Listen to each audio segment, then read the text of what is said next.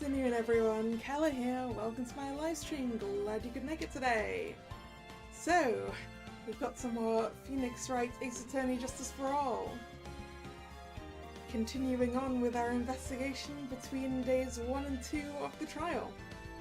Surprisingly, we have a day 2 of the trial, given I think that Maya's kidnapper wanted us to get an acquittal in one day. So, let's just hope that goes well. Huh? Hello, Drag.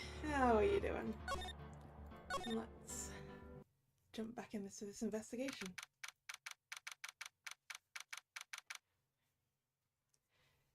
I believe we found a camera?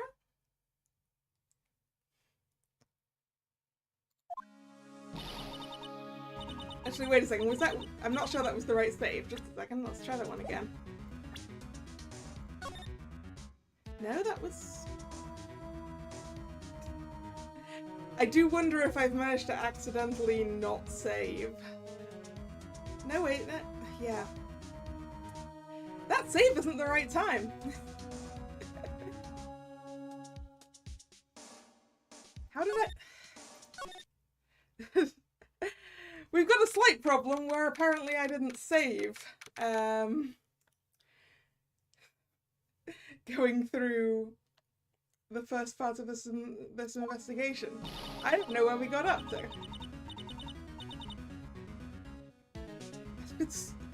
Could have sworn to you I saved.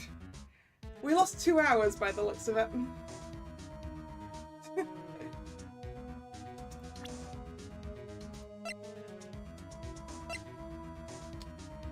Yeah, we've lost all the bug tracking and things. Darn it! I know I saved as well. This is why I make multiple saves.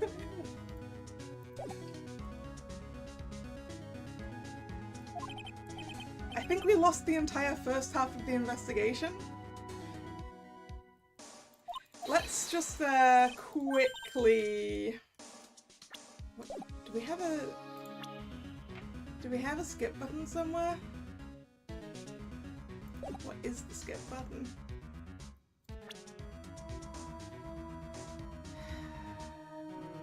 It's not gonna tell me, is it?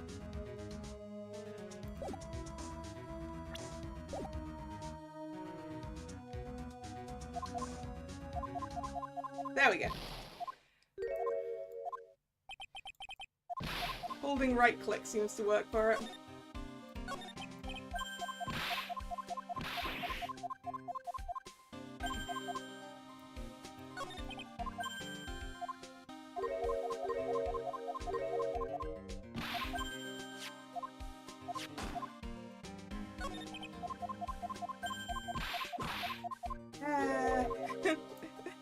Whoops.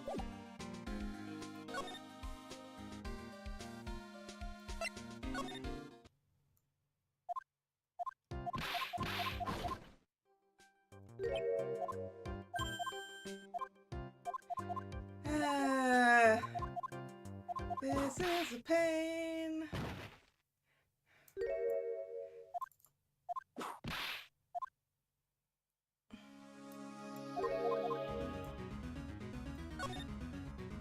I mean, I could read through all of this again, but I don't really want to.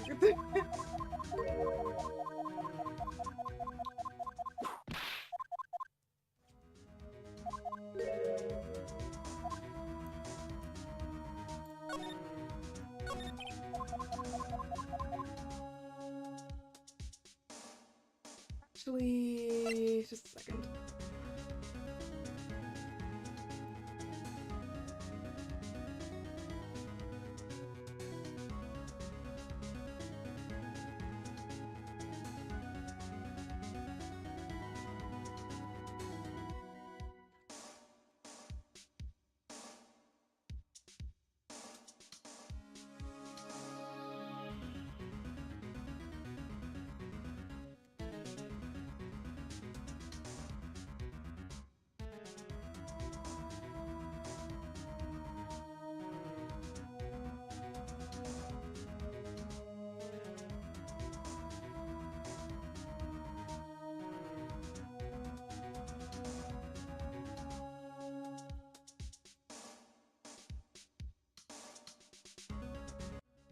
wanna put that on the screen so that it doesn't confuse anyone who jumps in.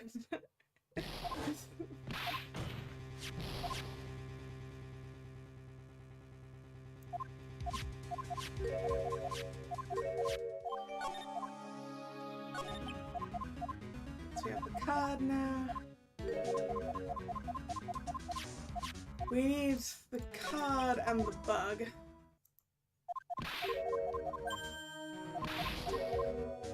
Right, that's basically what we had.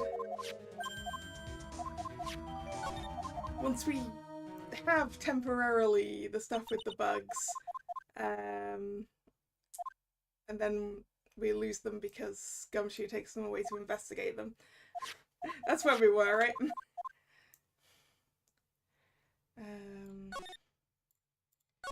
Move.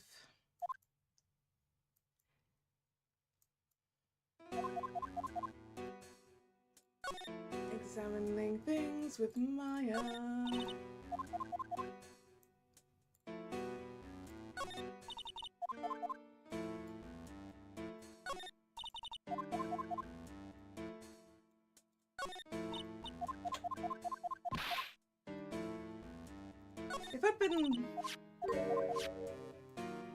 If I'd been slightly more organized, I'd actually opened up the game before, like, 2 minutes before the stream. I would have tried to fix this before stream. But I had stuff to do.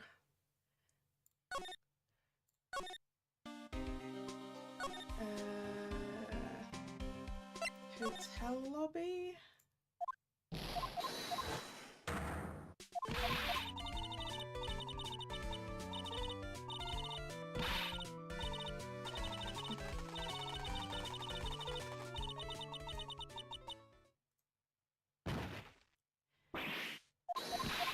Right, we need something...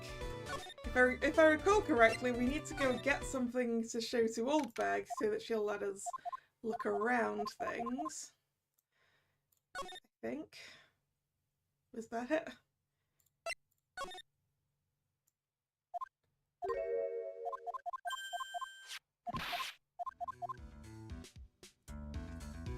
But we do need to go to Onguard's house and talk to the person who's definitely a butler. Yeah, definitely a butler.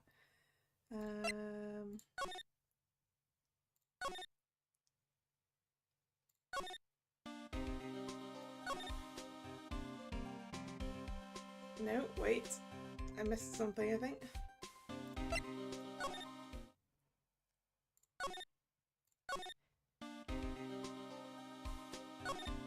I thought this was the point at which we went to his house.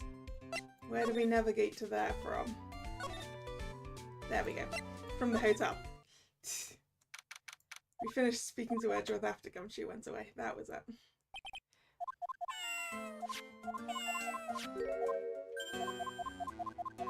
It was definitely after the,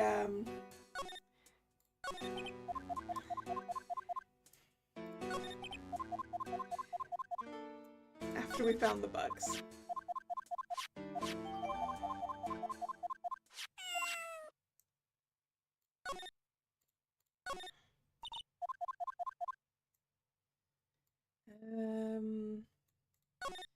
Is there anything else we actually needed to look at?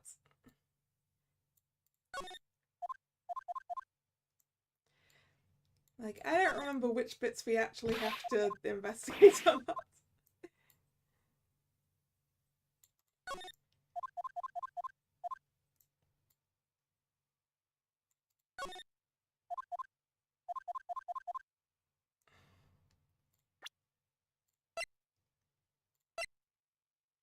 Yeah, we got the letter of introduction from Edgeworth there, actually. We already had the letter of introduction from Edgeworth.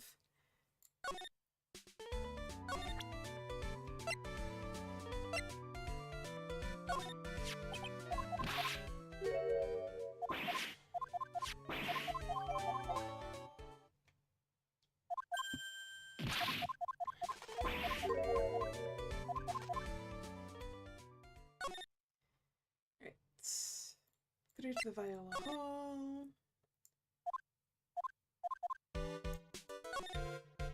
Through to the hallway. Talk to Lotta.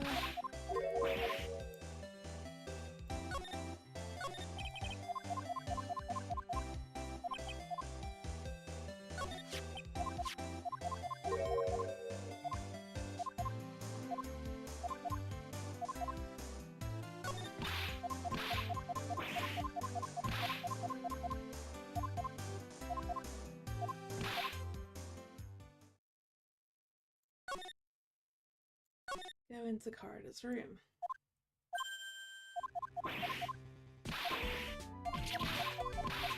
Hey, Oldberg. Again.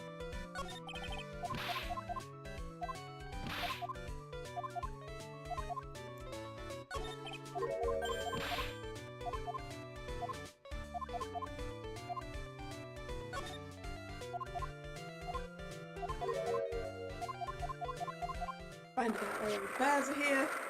Hello, Kyle Raven. How are you doing?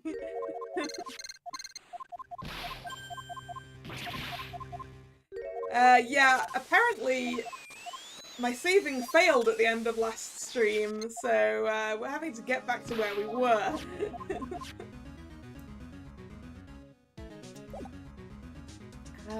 Right, we've done that. We need...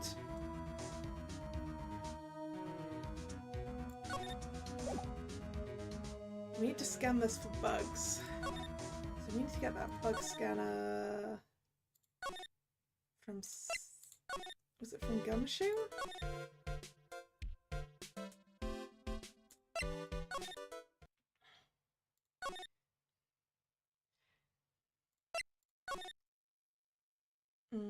Not from here. Wait, from the law officers. Yeah. Of course, because Gumshoe isn't a policeman right now.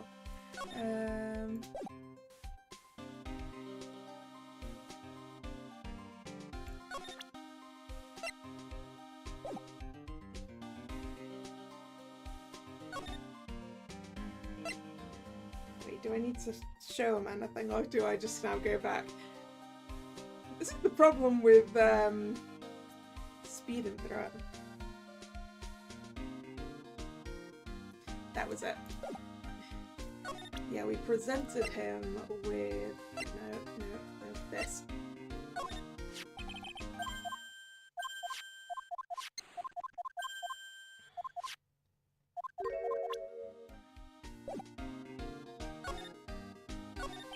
Talk to him about it.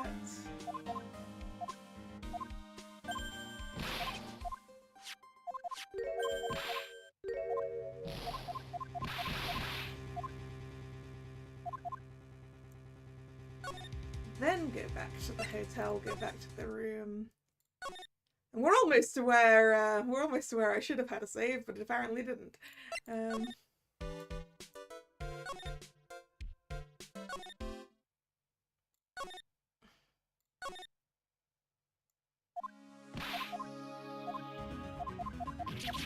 Bug sweeper.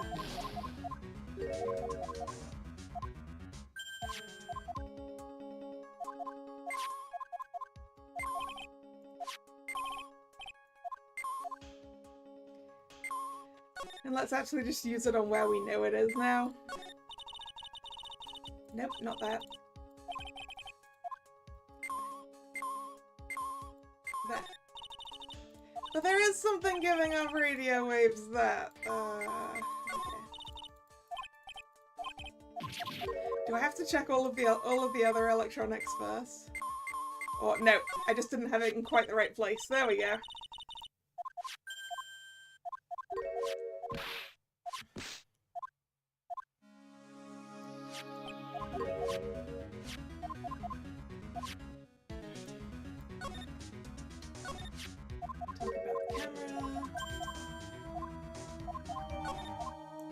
Talk about the transmitter.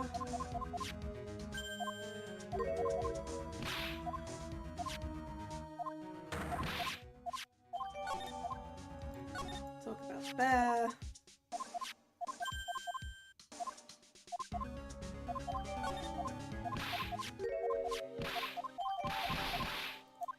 Gumshoe goes off to do the things. And then, yes, we talked to Edgeworth because he turns up.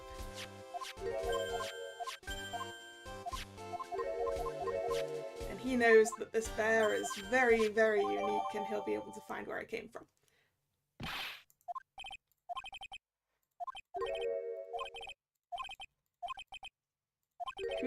Who was the real killer?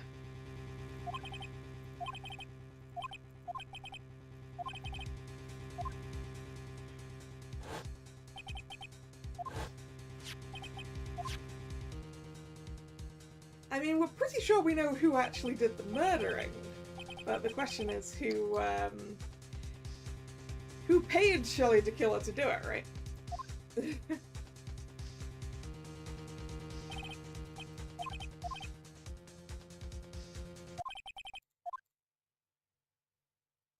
Yeah, and we got to the to be continued, where I swear I saved, but apparently not.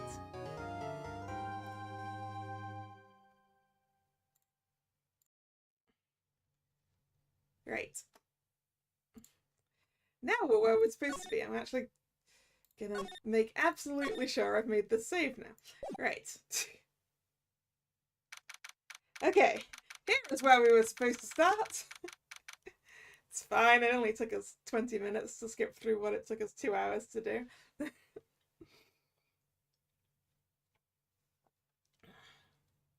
March 22nd, 9:14 p.m. Gatewater Hotel, Corridor's hotel room.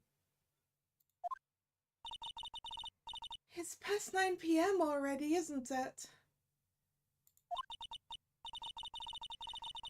I wonder if Mr. Edgeworth has already found Mystic Maya. These things take time. I'd say probably not. The police are professionals, Pearls. They'll find her, so don't you worry. And if we can win a not guilty verdict tomorrow, then everything will be okay. You're right.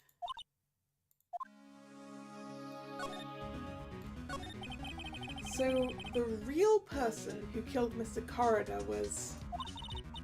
that assassin, Mr. Shelley the Killer, right? And the card Ms. Andrews found at the crime scene seems to be proof of that. But if that's the case, then a new question comes to mind. Who was the one who hired to kill her to begin with? Who is his client?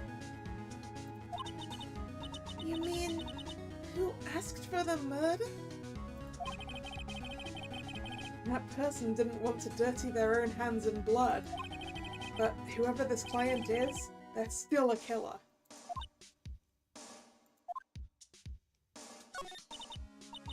Who could have hired the assassin? Do you think it was Miss Andrews? I'm not certain about that. I wonder. But if she was the client, then why go through the effort to stab the knife into the corpse herself?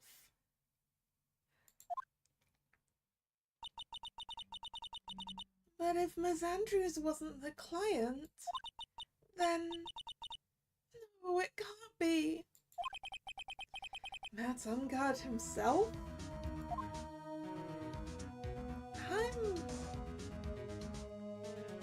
I'm not sure about that.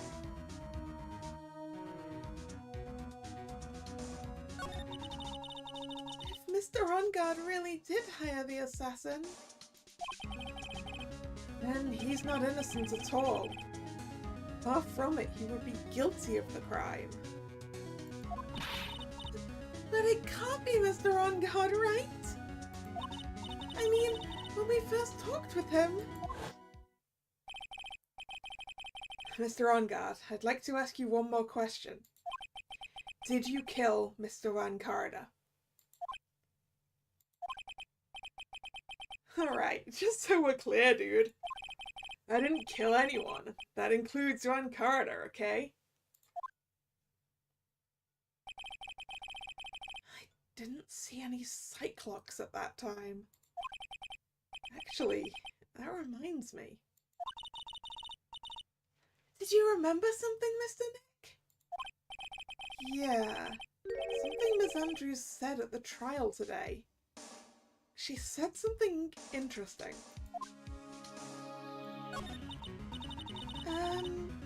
So what is this interesting thing? Oh, that's right. You didn't hear it, did you, Pearls? Juan had bet everything on the Jamin Ninja this year. And if he lost the Grand Prix, he was going to make sure Matt was going down with him. That's what he thought, anyway. It looked like somehow Juan had in his hands a secret so powerful that it would destroy Matt's acting career had it been revealed.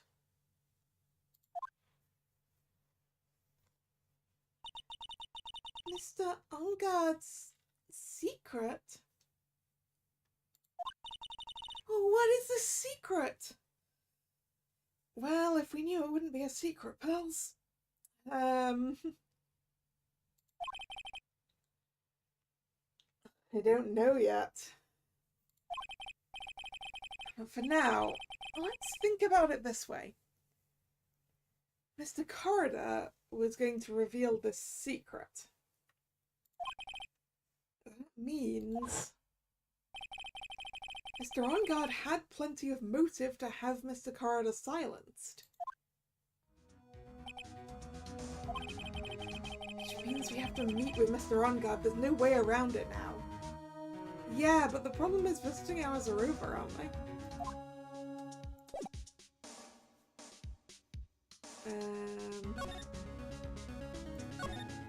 Well, I guess we can always try. March 22nd, Gatewater Hotel, hallway. Wow, it's really getting late, isn't it, Mr. Nick? Yeah, it's past 9 PM already. Well, we still have some things to prepare for tomorrow's trial. There's still the matter of this secret Mr. Corridor held about Mr. Enguerrad. And then Miss Andrews' real intentions. Those are two things I must know tonight. But aren't visiting hours over at the detention centre? I'm sure we'll think of something, Pearls. Don't you worry.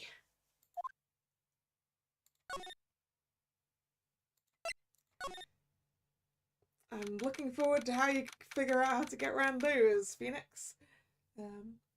March 22nd, Gatewater Hotel, Viola Hall. Oh, hello, old bag. Hey, wait! What is it, whippersnapper? All I know is nothing that has anything to do with you is ever good. But just now, I was handed this strange device for who knows what reason. And I was told to use it to search the whole hotel. Ah. That's the bug sweeper, isn't it? The one Gumshoe made. No, frankly I don't care. But the request came from Edgypoo, so... Edgeworth. And he said... If you feel angry, direct your anger at that unsophisticated lawyer. So, I'm going to feel free to direct all my anger towards you. Gee, thanks a bundle, Edgeworth. What a pal you are.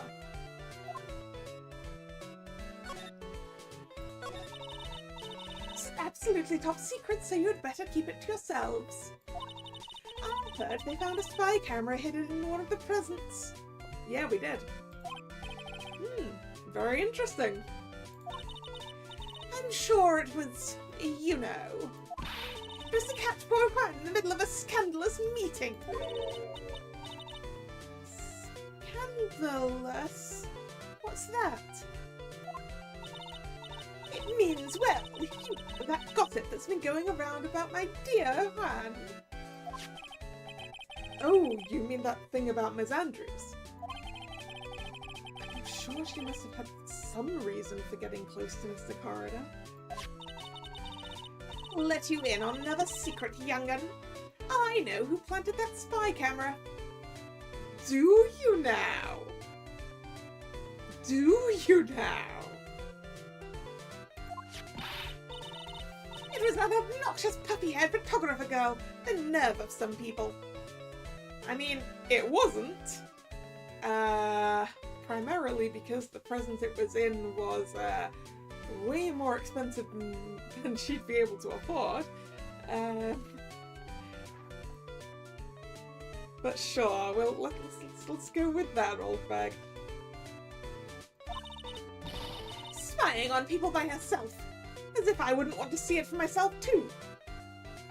Oh, so you're not mad about the spying, you're just mad that you weren't let in on it.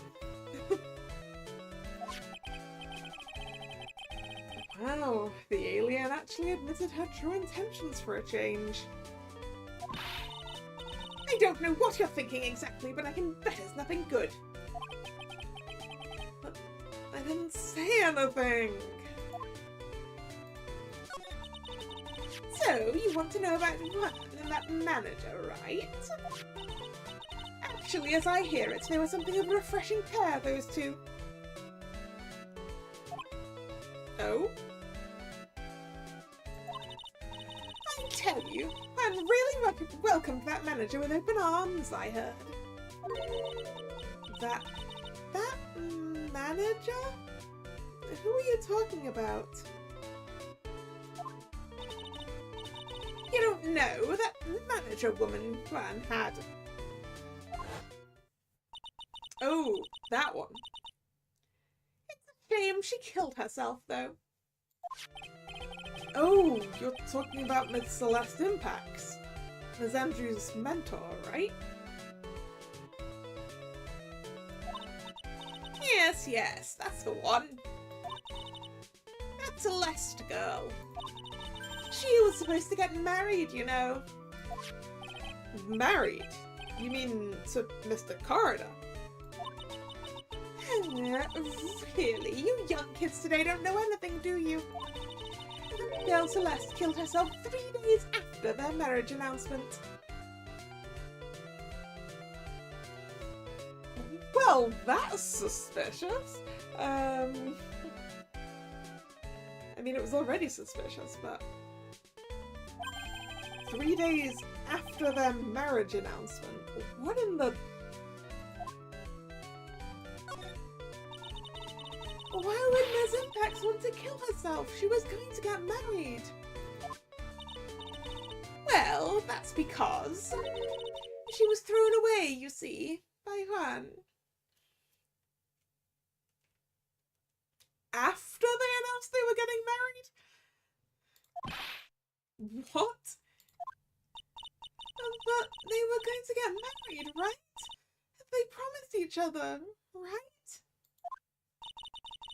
They held a grand announcement session, but 3 days later, Juan suddenly cancelled their marriage.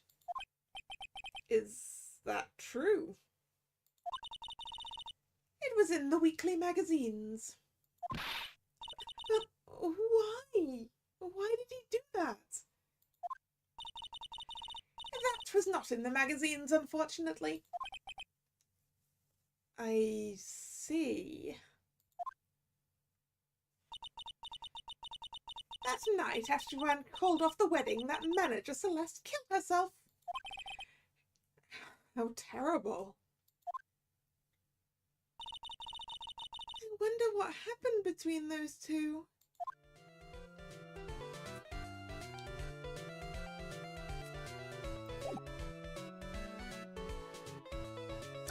That was interesting things to learn, old bag. March 22nd, Gatewater Hotel, hotel lobby. On that night, there must have been at least a few hundred people here. I guess the police are done with their questioning and investigating. It looks like things here in the lobby have finally calmed down.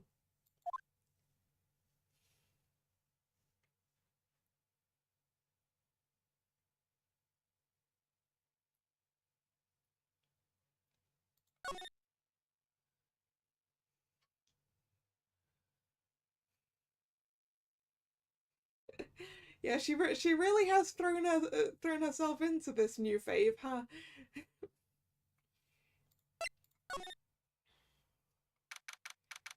March 22nd, Police Station, Criminal Affairs Department. Maybe the chief detective will let us talk to him. Maybe. It feels sort of tense in here, doesn't it, Mr. Nick? Yeah, it does. I wonder if something happened. You're Mr. Unguard's lawyer, right? Yes, sir. Well, we finally found just the person we've been looking for. A real decisive witness. A decisive witness? You mean for the Unguard case? We're taking the witness's statement right now. Gotta hand it to Mr. Edgeworth. What's Edgeworth up to now? Witness.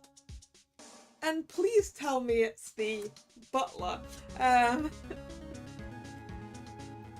I mean, it's got to be, right? Because this is Phoenix Wright. The real murderer is always one of the witnesses.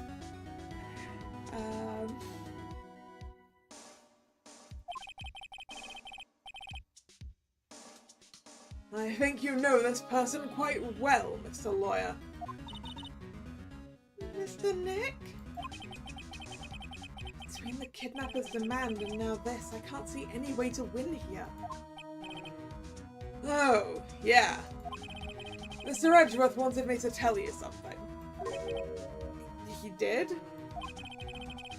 Even though visiting hours are long over at the detention center, he wanted me to grant you special permission, so there you go. Ah, Edgeworth has organized it for us.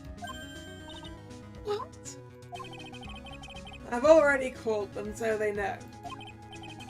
Go on, go talk to your heart's content. Thank you very much. This is such good news, Mr. Nick. Go talk to your heart's content? Sounds like the police are pretty sure they have tomorrow's trial in the bag.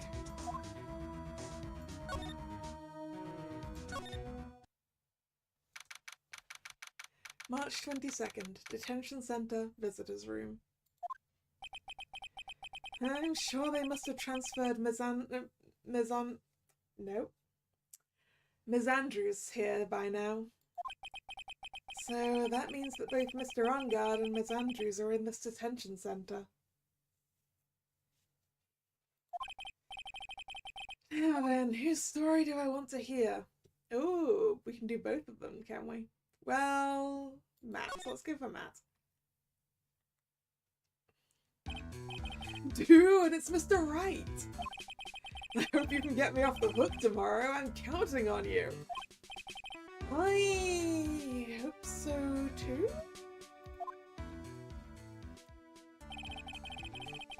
Edgeworth just dropped a bombshell on me by saying that Corridor was killed by an assassin, and that the assassin's client is this man, Matt Ungard. I mean, is that really what Edgeworth said? What's wrong? Mr. Ungard, there's something I must know with 100% certainty. You seem kind of different.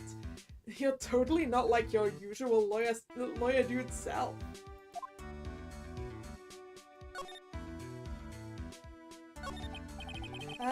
About the press conference. You mean the one where Vanna's gonna dress up as the Nickel Samurai? Yeah. I heard a little more about it from Ms. Andrews. It looked like somehow one had in his hands a secret so powerful that it would destroy Matt's acting career had it been revealed. Could you please fill me in on what this secret is, please? Ah, there's the Cyclops. 5 Cyclops. 5 Cyclops.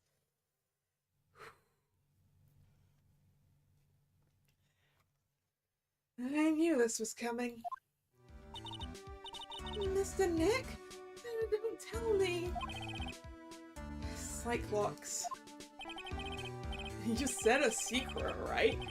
But I don't have any idea what it is. Do you, dude?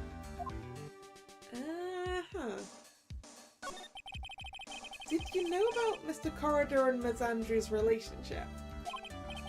Well, it's all over the tabloids, dude. But I don't know any of the details, if that's what you mean. Look, how many times do I have to tell you? I don't care what one did with his life. Ms. Andrews. She had a purpose in mind when she started seeing Mr. Corridor. Her mentor was Mr. Corridor's manager. And Ms. Andrews was going to get Miss Celeste Impact's suicide note from him. Celeste? Does that jog any memories? Dude, I suddenly got totally hungry. You up for a pizza? My treat. Can you order pizza to the detention center?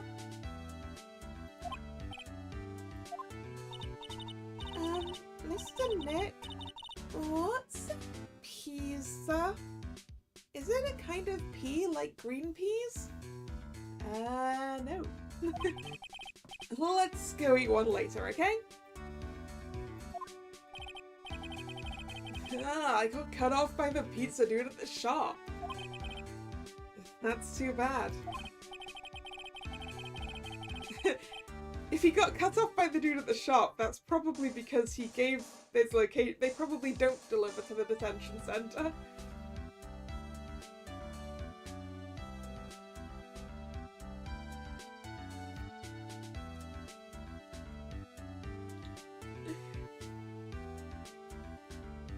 I mean, there's probably somewhere to get pizza this late at night.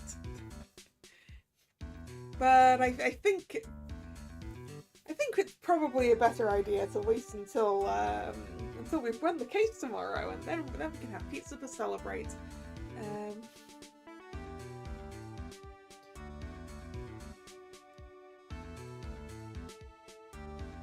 Well, how about we get our minds off this topic and talk about something else, okay?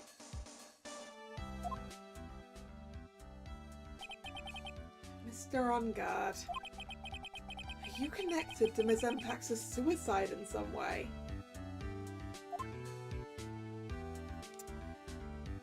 That would be a thing, wouldn't it?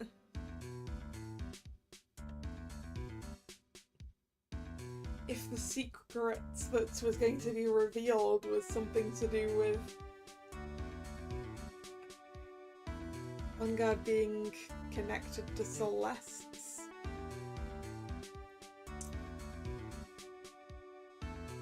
suicide, and then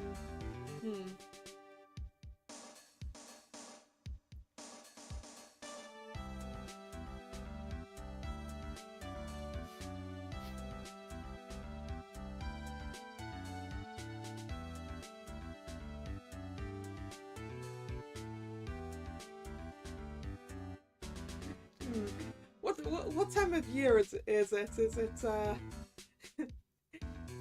it summer enough that it would still be light like that at about 9:30 or so?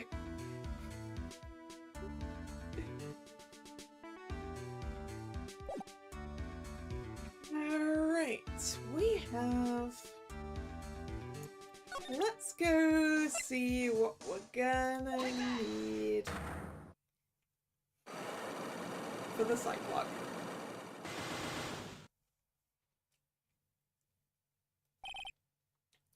Matt's secret. Now, let's hear what this secret of yours is. What if Mr. Corridor had been successful in his plan? What would he have disclosed? I told you before, dude. I don't know. I don't know anything about one. Alright, okay. Well, this is something about you, but hey, go on.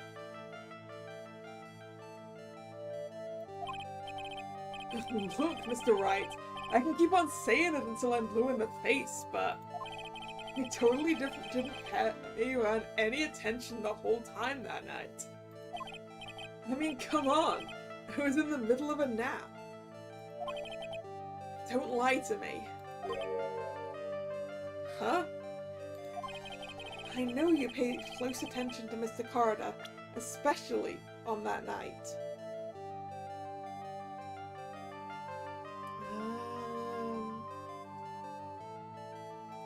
Okay, do we have something for that?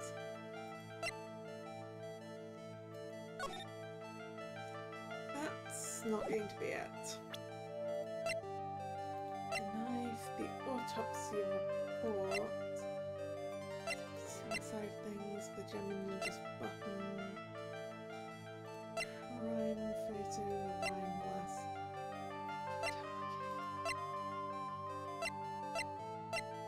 I'm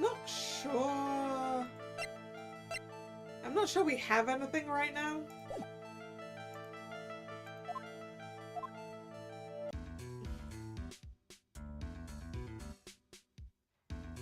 So in that case, if we move back to the law offices.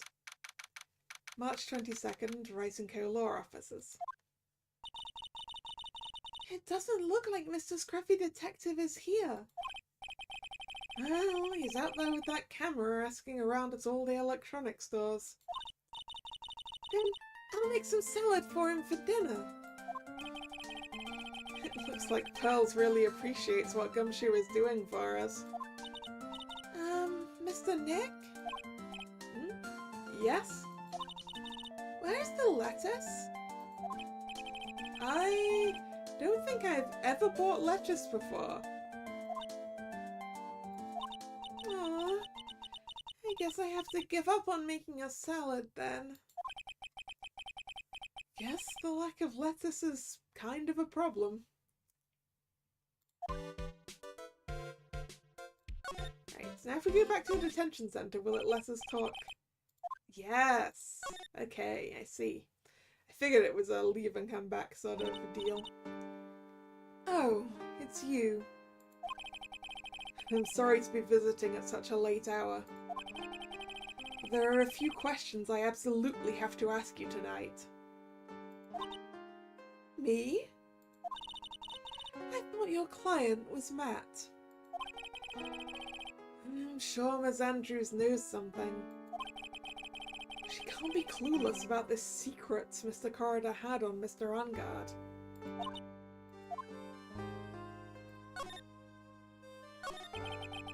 I'd like to ask you about Matt Ungard, if you don't mind. Mr. Wright, you still don't know, do you? The real him, I mean. You seem to bear a lot of resentment towards Mr. Ungard. If that's the case, then why did you become his manager? Why would you become intimate with his rival? That has nothing to do with this case. Nothing. About Miss Celeste Impacts. I had finally put her death behind me. And now, thanks to you, it's all come back to the surface. I'm sorry? Yes, I was shocked by her suicide. And it's true that when I heard the rumour that Juan was the one who had hidden her suicide note, I began to draw close to him.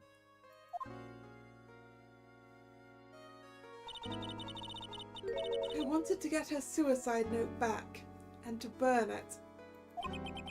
You wanted to burn it? But why? I didn't want it to spread like just another piece of gossip. But I never held any murderous intent towards Juan. And are we sure this suicide note still even exists? Like, why wouldn't the person who'd gotten rid of it get rid of it? Unless that suicide note contains the secret, I suppose.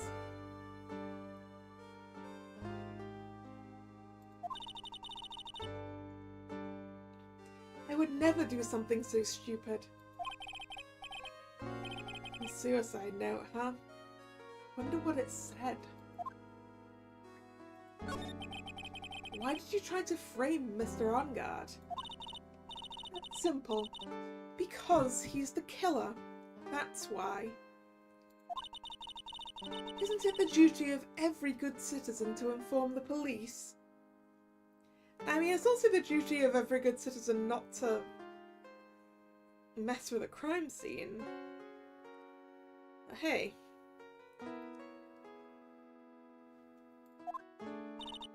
But there had to be another way.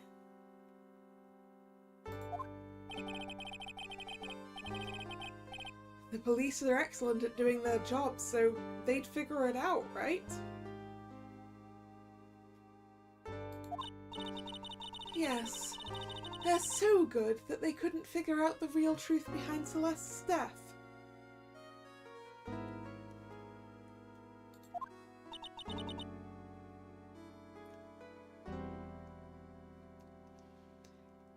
Miss Andrews.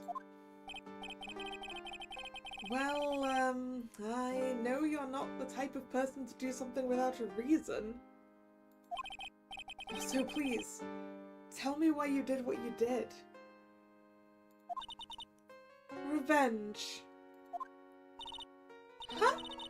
Did you say something just now?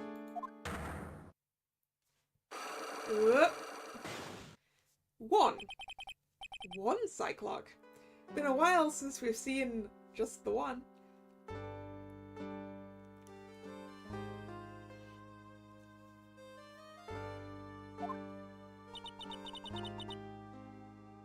Don't you understand yet? You're not my lawyer. To be honest, you're more like my enemy.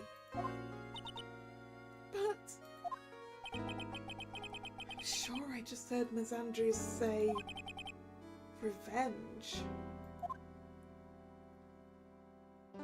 Okay, we probably need some more stuff for that too. Where else do we have to go?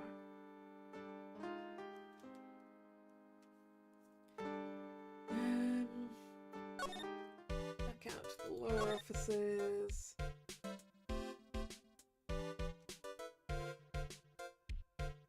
Maybe we can find out who that witness is. You're not gonna... Yeah, you're right. I should probably go and see what we need anyway. But I want to see if...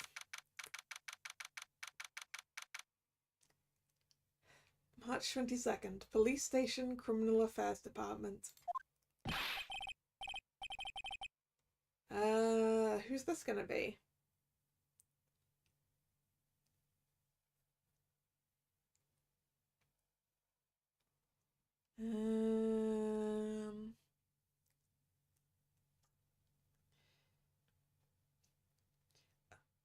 On the assumption that it's someone we've already met.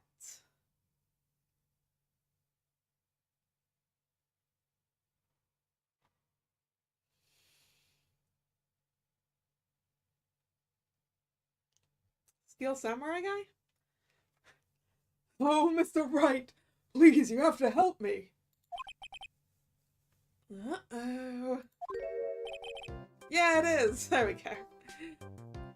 Mr. Powers. What happened? Why are you here? You see, I got roped into this somehow. What? And now I'm going to testify at tomorrow's trial. Wait, you're the key witness? So the decisive witness is Mr. Powers.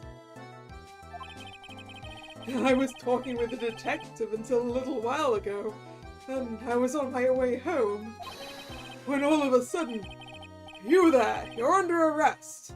And I was brought back here. Oh. They said my face and whole self in general looked suspicious or something. Oh no! Well, I guess I can see how they thought you looked suspicious. I'm just a normal guy on an exercise show for kids. Is that a crime?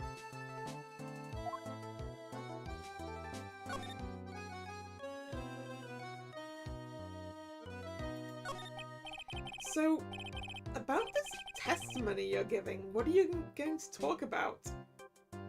Now, this is definitely a question he shouldn't be answering. I really don't know yet. But it sounds like I saw something pretty important from what they tell me. You don't know what the important thing is that you saw?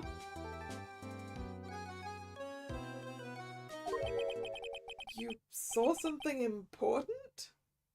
What was it?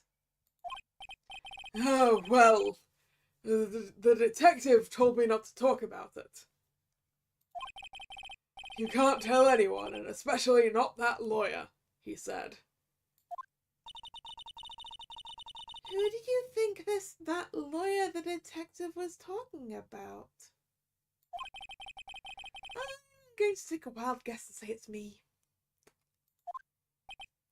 Yeah, you got it. Mr. Nick!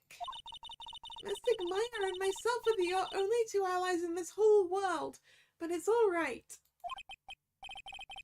Ouch. I don't really have a lot of friends, do I? Gumshoe's our friend right now, right? Right?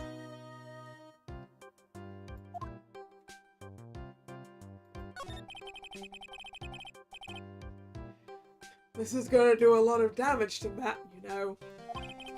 Because he's got that refreshing like a spring breeze image going. But what is he really like? Well, let's see. Matt's always been kind of a player with women. He would never really turn a pretty face away, if you know what I mean.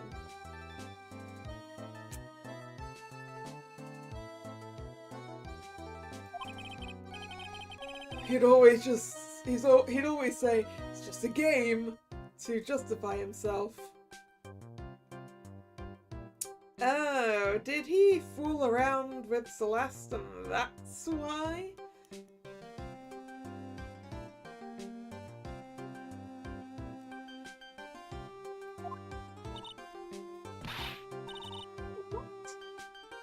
Well, that's unforgivable! Oh. Sorry, I didn't mean to offend you. You know, he said once that there's only one person in the world who won't swoon over me. One person who wouldn't swoon over him? His manager, you know, Miss Adrian Andrews. Why is Mr. Powers suddenly looking kind of energetic? You see, I'm actually a sucker for gossip. I mean, celebrities in their world have this dazzling sort of image, right? Dazzling sort of image? But aren't you a part of that dazzle, Mr. Powers? No, I'm more of a hairy, sweaty, smelly, brutish kind of guy, you see? But it's okay, really. I get to hear plenty of gossip about a lot of the other stars around me as things happen. Well, that's true. Oh, hey! So, did you hear about this yet? About Miss Andrews' mentor and her suicide? You mean Miss Impax? I heard something about how her wedding was cancelled. Yeah, that's what I'm talking about. I thought about it a little the other day. About that mysterious death. Hey, Mr. Wright, why don't you ask me about that? Go on, go ahead. Mr. Powers is so charged up, his skin is practically glowing with electricity. Hey, so, have you heard this? Celeste left a suicide note. Yes, we had in fact heard that that was allegedly something. And they say that Juan went and hid it. We heard about that in court today. There wasn't any actual proof that she'd left a note. Well, this is what I think. I think something bad was written on that note. Yeah? And something bad for Juan, that is. Something bad for Mr. Corridor? Why do you figure so? Well, before she died, Celeste talked with a few of her friends. And she said, "It looks like I got caught up with a truly insidious man." A truly insidious man? Did she mean Mr. Corridor by that? Or did she mean Mr. On Guard?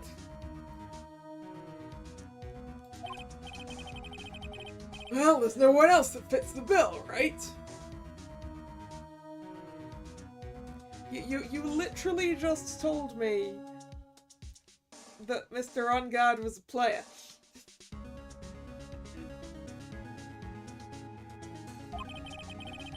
And that would be reason enough for him to hide the suicide note. I see. Well, that's some good info. Thank you. You're welcome. Mr. On Guard and Miss Andrews. They're both at the detention center right now. There's still things I don't understand or know about, I'm sure. I have to get the two of them to tell me everything. Do. Phone call. Mr. Nick, your phone! Hey! That's the Steel Samurai theme song, isn't it? I don't like the sound of this ringtone right now. Sounds kind of ominous. Yeah, I know. Hello? We're in trouble now, pal! I'll be back at the office really soon. What's wrong? Something really unexpected just happened.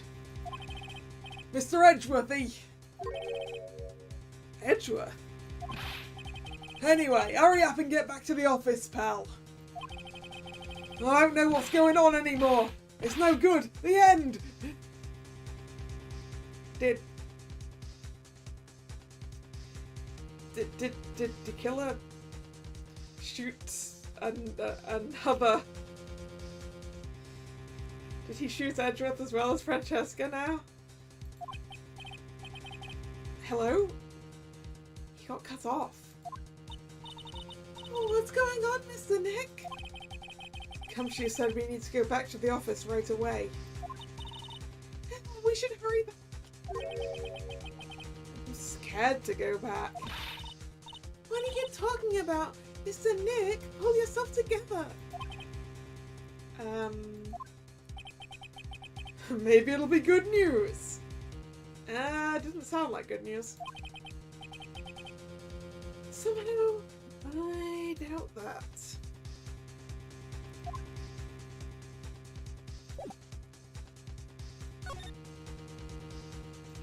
Let's go back and double check what we do need for Ms. Andrews' psych clock.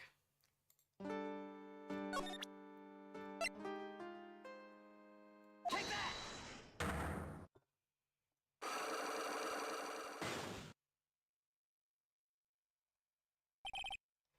Why frame him? Can you please tell me why you framed Mr. Ungard for the murder? I've already told you countless times. It's because I thought Matt was the killer. No, that's not it. I know you have a personal reason to dislike Mr. Ungard. Ms. Andrews, you may think I didn't hear it, but I know you said something earlier. You said revenge. So you're saying I was taking my revenge out on Matt and that's why? What an absurd idea! I don't have anything I want to take revenge for. Ms. Andrews, a woman who lives by being dependent on other people.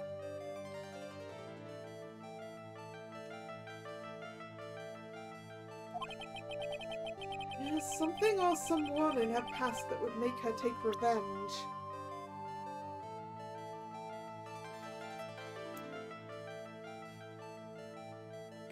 Could I just throw Celeste at this?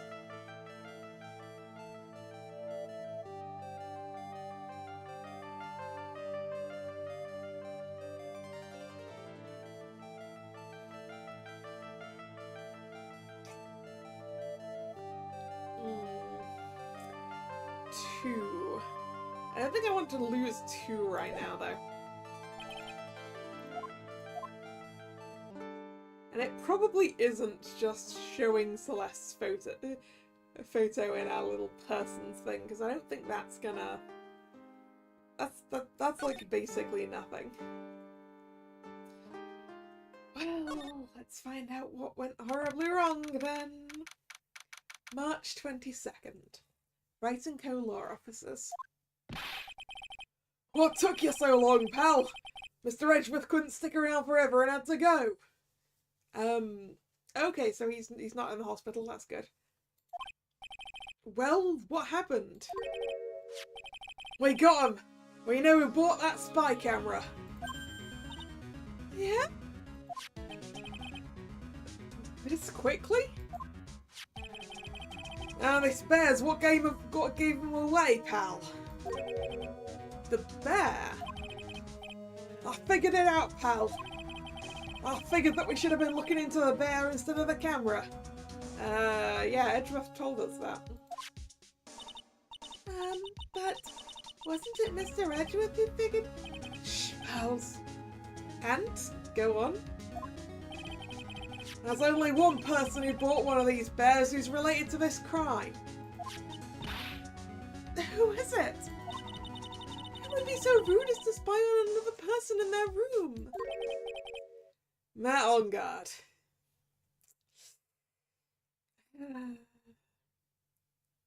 Well, given his house, we do know he's a rich boy. So I guess that makes sense.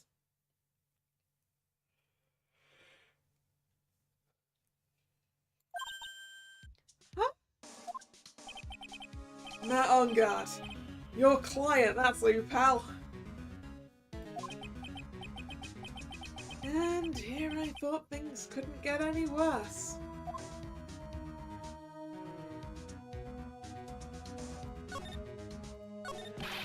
Are you sure you heard right, that the person who bought this bear was... I heard it from the department store clerk, pal. This is the credit card receipt for the purchase. It's for $3,800, pal. That's an exact match to the price of that stuffed bear. Expensive, but I guess given the size of the thing, it kinda makes sense. A receipt? That's all you have? Nah, it's not just a receipt, pal. store clerk said so himself. He told me, I'm sure I sold the bear to Mr. On Guard. I mean, the clerk even got Mr. On Guard's autograph out of it, pal. So I'm sure the person who bought the stuffed bear was Mr. On Guard himself. My sight is failing me. This can't be. Credit card receipt added to the court record. A receipt for $3,800. Proof On Guard bought a stuffed bear identical to the one in evidence.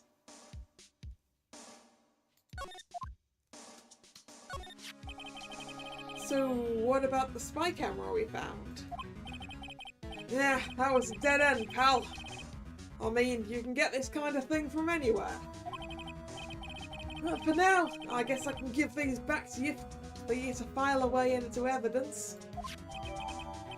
Spy camera, transmitter, and stuffed bear refiled into the court record. Set to record the victim's room from 8 PM for 1 hour was running at the time of the murder. I know you don't want to give up, pal. I never thought... I didn't think it was possible. The person who put the spy camera in Juan Carter's room was Matt On Guard? Why? Why would Mr. On Guard do something like this? I bet it was to catch Miss Andrews and Mr. Carter in one of their rendezvous. I bet is not good enough for me. I have to know the absolute truth behind this camera. You're gonna see him? Mr. On Guard, I mean? Yes. I'm scared, Mr. Nick. I wonder what we will find out next.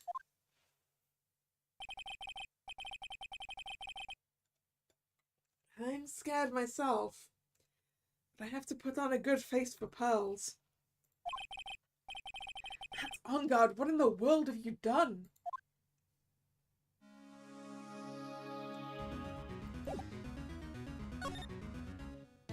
Well, back to the detention center then. You're working really late, you know. It's already past 10 PM, dude. I think it's time you told me the truth. Relax. Don't you know that ignorance is bliss? Not in my line of work, pal.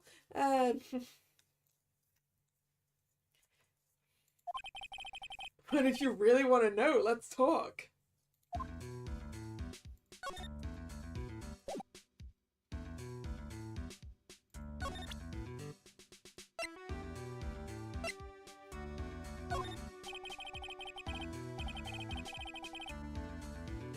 This is a fail, isn't it? Could you please take a look at this? I know it may not seem important to you. Well, if it's not important, then I'd rather be in bed. If I don't get my 12 hours of beauty sleep, my skin's gonna wrinkle up like a prune, dude. 12 hours of beauty sleep? Yeah, you're not getting that tonight. We're like 12 hours away from the start of court. In the morning. You know, he's right, Mr. Nick. Your skin's kinda drying up here and there. I swear, after this case is over, I'm going to get lots and lots of sleep.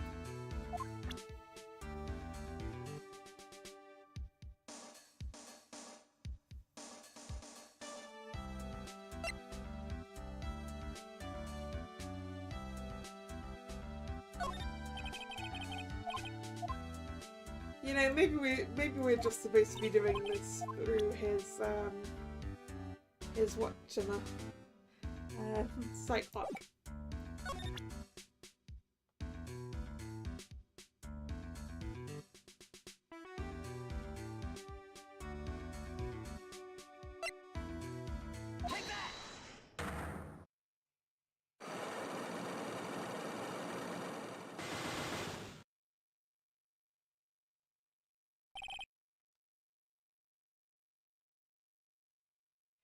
Right.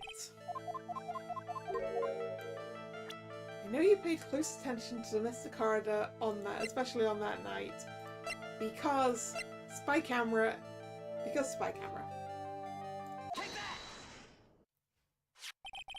Someone used this camera to secretly film Mr. Corridor's room on the night of the murder. Secretly film? What? And then sent the images the camera took with this transmitter. Wow, but dude, where was this camera you're talking about hidden? In the stuffed bear. The spy camera was hidden in this bear's eye. A bear that was supposed to be a present from a fan. Ooh, there goes one. I guess one has a few of these kinds of fans too, huh, dude?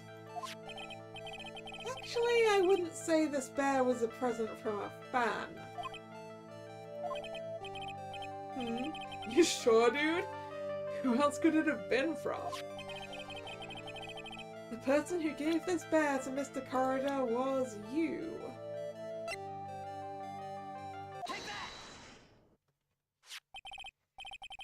Mr. On Guard, don't you know this bear from somewhere? I don't think I've ever met Mr. Bear before, dude. Mr. Bear now, huh? Aw, but he says he knows you.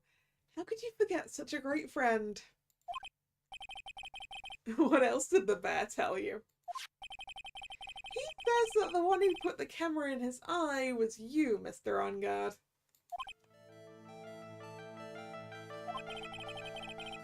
If I didn't know how you work in court, I think I was in some serious trouble.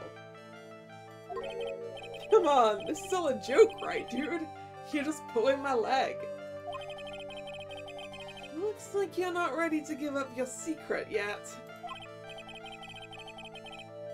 Well, do you have any proof that you want to show me first? Here's proof that it's you who put the camera inside the bear. That would be the credit card receipt.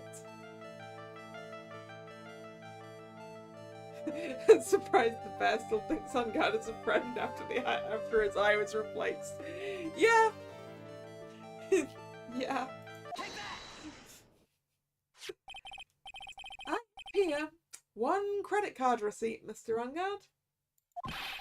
It's from when you bought that stuffed bear. Dude, all you can tell from this is that I spent $3,800.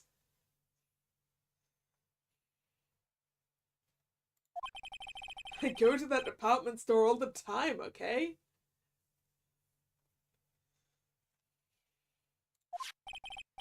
His $3,800.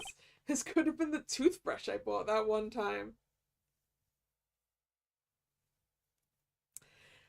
I don't think even the most ridiculously expensive toothbrush is going to cost that much, Mr. On Guard.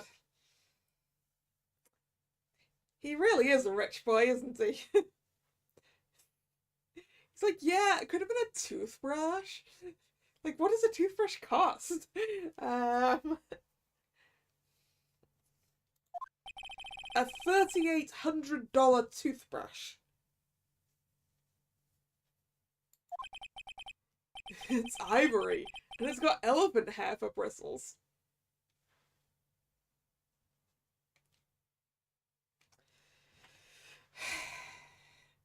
Why? Why would you even want that?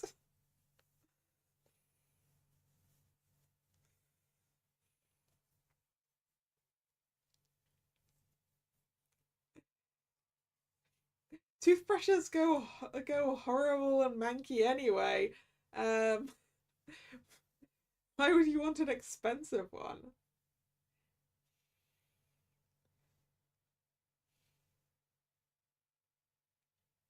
I feel like it would go nasty even faster if it was made of ivory, right?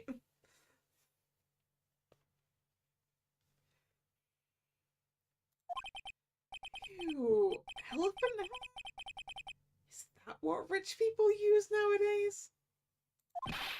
Anyway, the store clerk clearly remembers you and your purchase. After all, you even gave him an autograph, did you not?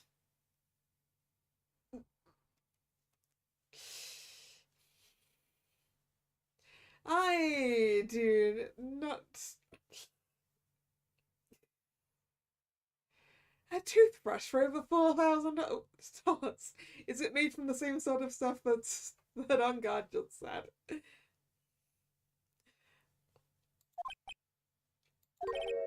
Dude, you should have said that earlier. Oh, he would have more easily accepted the "we know you bought that bear because the clerk remembers you because you gave me your autograph," rather than "we know you bought that bear because here is the credit card receipt." So, can I ask you one thing? Yes?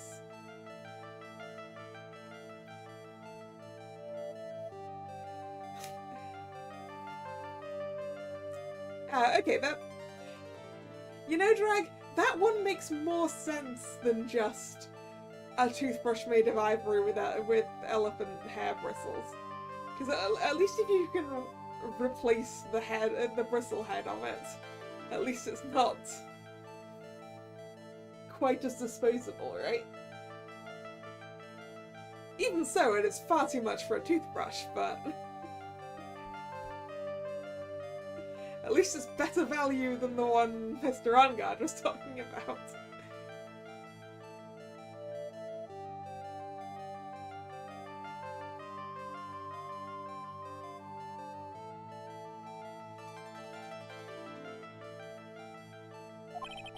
You're my lawyer, right, dude? So, if you are, then why are you looking into stuff like that? Because if I don't know the truth, I can't help you. Sounds more like stupid lawyer talk to me. Hey, let's stop talking about this, okay? No? Not yet. I haven't asked you why you set the camera up yet. And what your secret is. Of course, it would be strictly confidential. So, what are you going to do now? I'm going to find out what I want to know, because I must. The reason you hid this camera in Mr. Corridor's room and filmed it in secret is... Well, I assume it was about the tabloid stuff, right?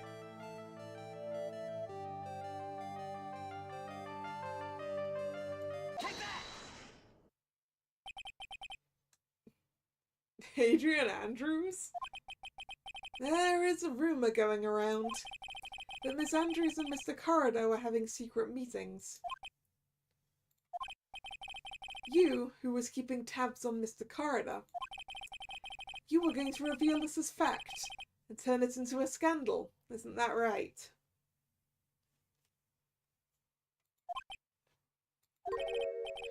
Dude, you can be such a moron. Huh? Oh man, Mr. Lawyer, dude. That kind of scandal? That's the good stuff. That's what we in the industry call juicy. The good stuff. Juicy.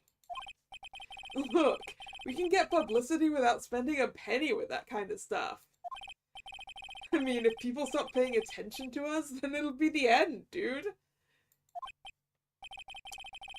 Too bad that wasn't your intention. What are you talking about? I wish your reason for spying was something so innocent.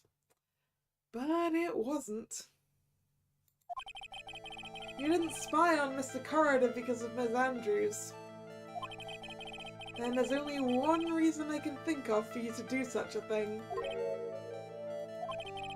The real reason you set that camera in Mr. Corridor's room was... the real reason.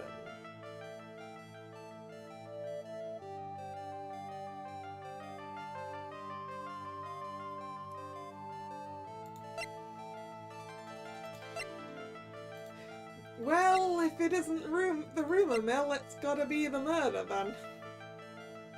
Or the assassination. Take that! What is this card? Maybe he doesn't know about this card. This is a certain man's calling card. The man's name is Shelly the Killer, and I'm sure you know of him, don't you? Shelly the Killer? That's ridiculous. Why would I know some shady scumbag like him? If you really don't know him, then why are you acting so jumpy all of a sudden? And if you don't know him at all, then why are you calling him some kind of shady scumbag?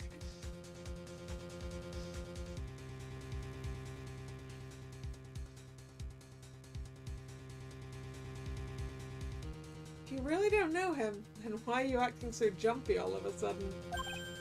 This is it. I'm finally starting to get to the truth. I can't afford to make any more mistakes now. Mr. Matt On Guard, I know why you know Mr. the Killer. It's because you're his client. Since you're the one who set up that camera, that means you knew. You knew exactly what was going to happen in that room. So, how? How would you know something like that? It's because you're his client. That's why. You hired Shelly the Killer to assassinate Mr. One Corridor. The real mastermind behind this whole murder is you, Matt On Guard.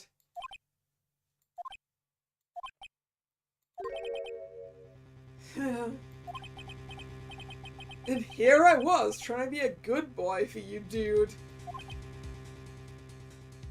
Oh? I thought if you didn't know, you'd be able to do your job without feeling bad. Well, that's what I thought anyway. Mr. On Guard, you really did hire? Hold on a sec. I'm gonna consult myself, okay? Consult yourself, huh? Consult myself? Well, I guess it's probably about time anyway. About time for what? I think it's time for you to meet him now, Mr. Lawyer. Oh! Well, that's a very different vibe. How do you do, Mr. Lawyer? I'm Matt On Guard. Where did you get that extremely large wine glass?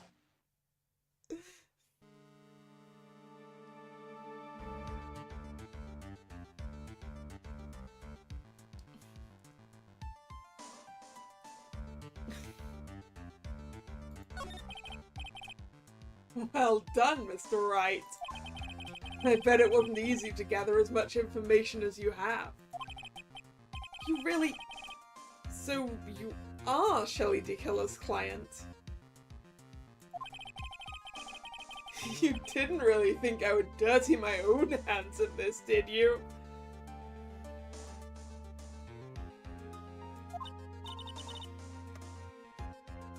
What do you mean? And that woman, Adrian, was quite brave herself. Trying to stick the crime on me. I didn't think she had it in her. But all I care about is when it's dead. Isn't that right, Mr. Lawyer? You're lying! Oh, what a terrible... It's way past your bedtime, little girl. Go on and let us grown-ups talk about more adult things. Like how you managed to get yourself some alcohol in the detention center.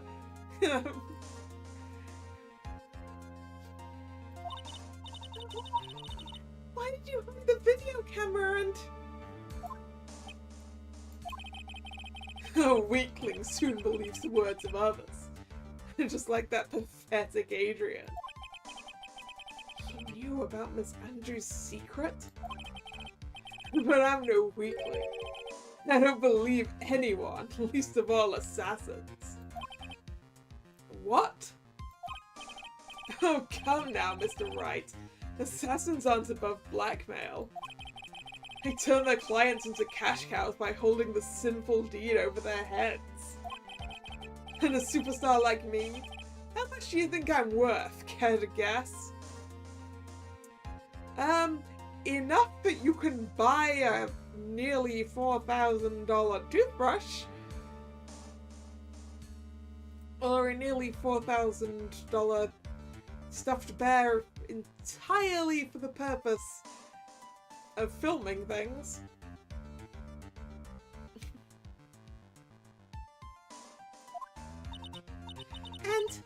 And that's why? Yeah, that's where the video comes in. It's got his face and the crime scene recorded on it, preserved for all time. With that, I can keep him at bay, even blackmail him if I want.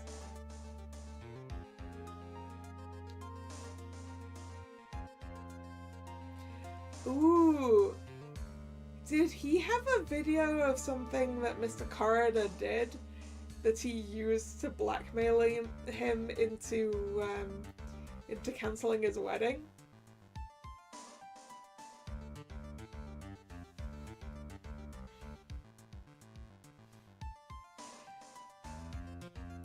I'm not certain if he has a connection to Maya. I feel like Maya was taken because of her connection to me, rather than a connection to anything else.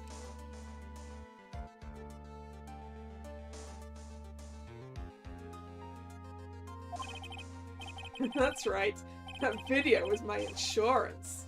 Isn't that what they call it, Mr. Wright?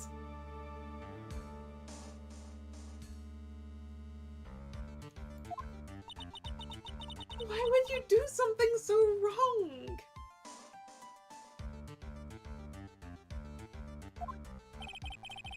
Because I'm a grown-up and I can. Good enough of an answer for you, little girl? No. It's not even a good enough answer for me, Mr. On Guard. Why did you hire an assassin? Because I'm an adult and I could. It's not a good answer.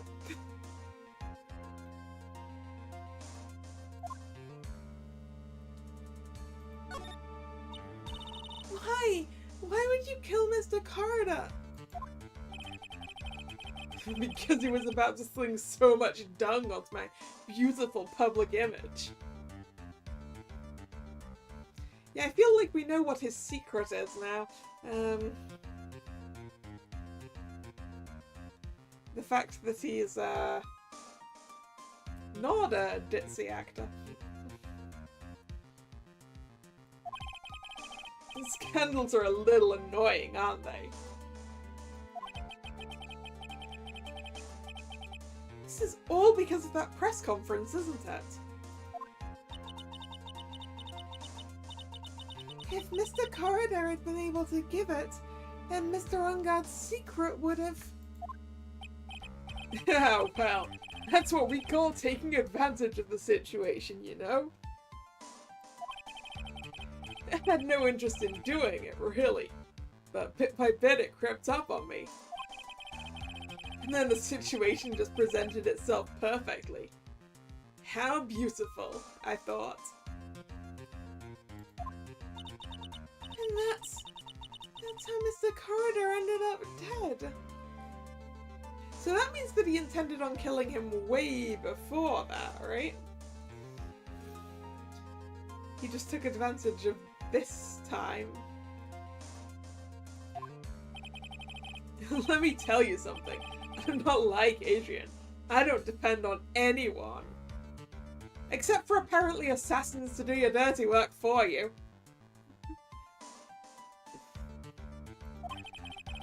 People are simply things to be used.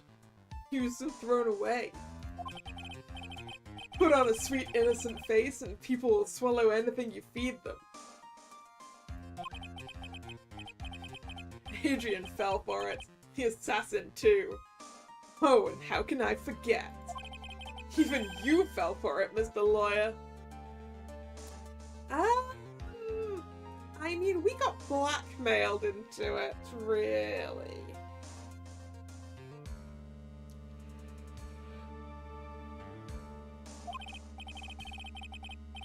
Everyone all working their butts off for me, Matt on guard.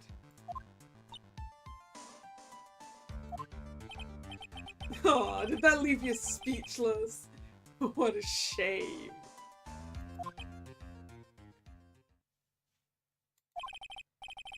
What's wrong, Mr. Lawyer? You've grown awfully quiet. How could I have been so deceived by you all this time? When we first met, I asked if you'd killed Juan Carter, and you answered very clearly that you hadn't killed anyone. Hey now, I never told you any lies. The person who did the killing was that Tequila guy, right? I guess the fact that we didn't see any sight clocks from that means that he doesn't really consider what he did to be killing them, I suppose.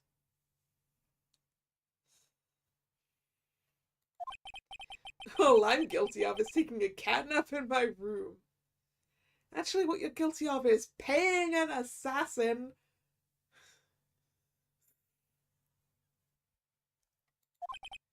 You killed Mr. Corridor. I dare you to say that in court tomorrow. Oh, but too bad you can't. You're my lawyer after all, aren't you? You could always drop my case and refuse to represent me. How does that sound? That sounds like a bad idea, because I bet you would just convince someone else into it. Equally with how the case is so far, then Miss Andrews would go down for it, right?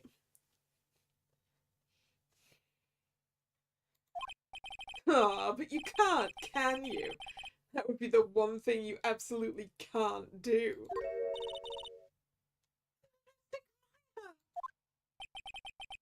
You wouldn't want to test a killer. He's a man of his word, or so I hear.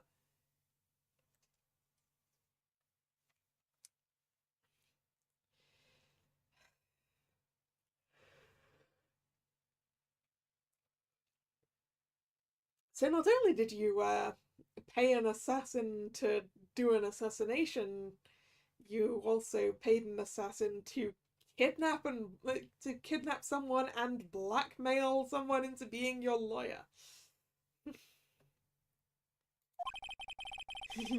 You could end up getting a certain friend of yours rubbed out if you lose. You scoundrel! So if I were you, Mr. Wright Esquire, I think I would give it my all tomorrow. Remember, everyone likes a happy win-win resolution. I'll get you for this. That's such a cliche phrase. Kant said something just like that, if memory serves. Of course. Well, we all know how things turned out for him, don't we? Good night, Mr. Lawyer. Yeah. Yeah, what am I supposed to do?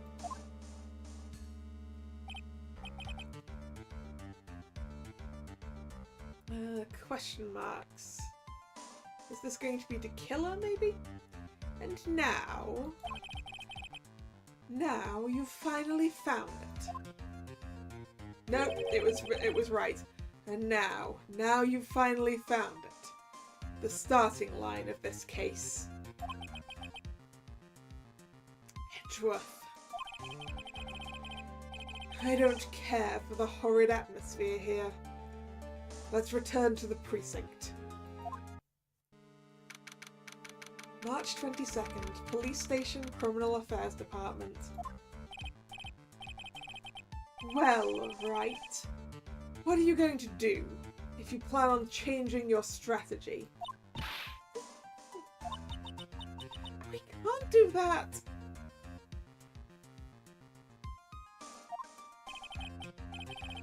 That's right. He's holding Maya hostage. What should I do? That's not something I can answer for you. Edgeworth. Right. Only you can decide where to go from here. 1 year ago. At that time, I didn't truly understand what a prosecutor was. And that is why I had to leave the prosecutor's office. I felt that I couldn't stand in a court of law until I knew what a prosecutor really was. And now, right, it's your turn. My turn? What is this thing called a lawyer? What can you do as one? You must find the answer, and you must find it on your own.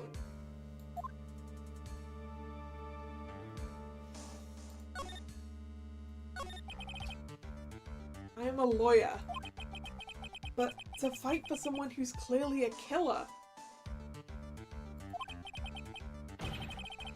On guard, that man is really... Ugh.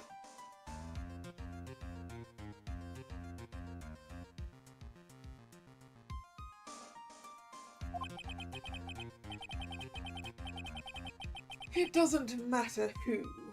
Every person deserves a proper defense and a fair trial. Isn't that the basics of our judicial system?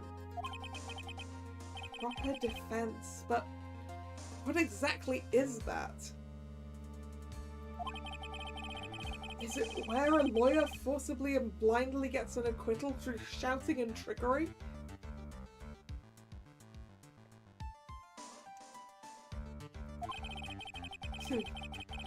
Ironic that you, of all people, should say such a thing.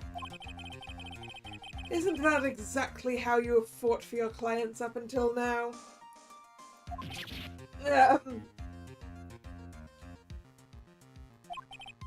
Well, that may be true, but that's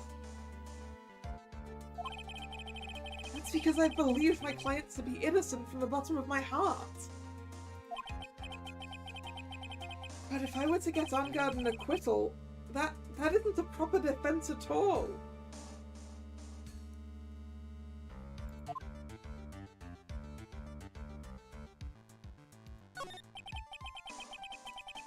I became a lawyer because I thought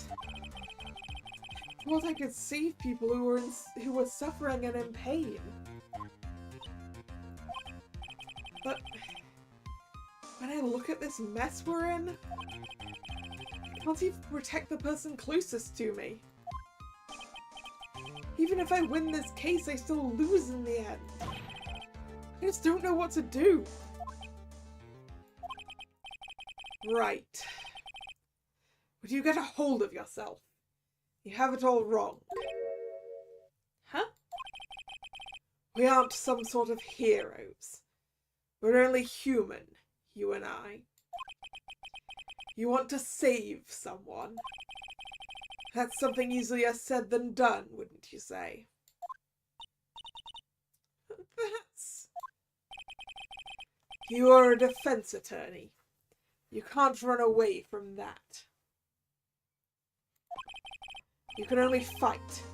That's all you can do.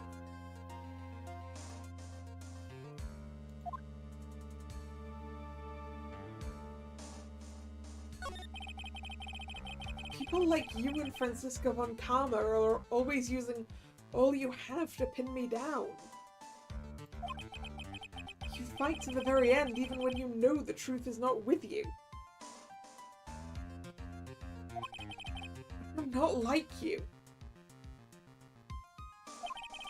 I can't fight for a false verdict for a man I clearly know to be guilty.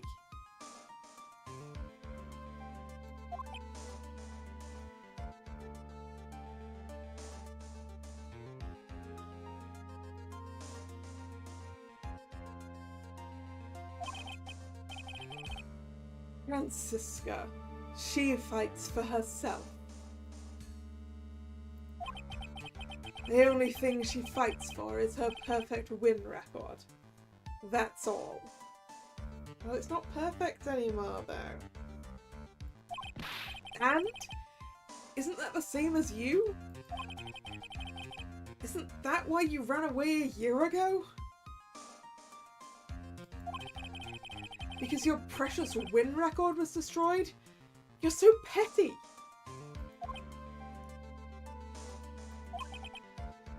I see.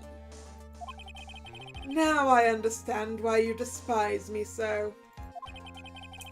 However, you are mistaken.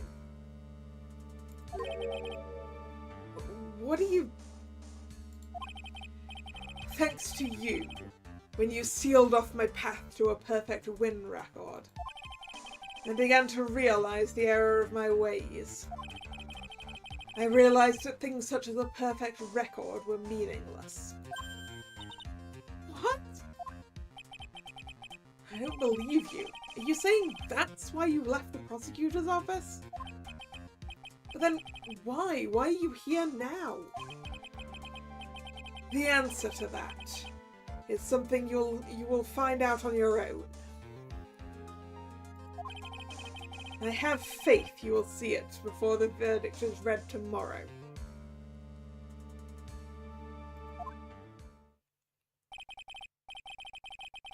But if you can't, then you will be powerless to change the ending of this story.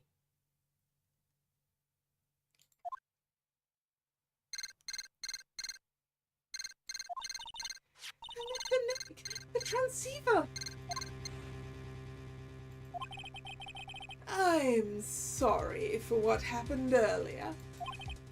Now then, Mr. Attorney, do you wager you can obtain an acquittal tomorrow? My, what is the matter, Mr. Attorney? I don't sense your usual anger this time. Tell me, please. Why are you holding Maya hostage for Mr. Ongart's sake? Why are you doing this for that cold-blooded killer? Right. Please don't misunderstand things. He is my client. Don't toy with me. A man who hires an assassin is just as much of a killer himself.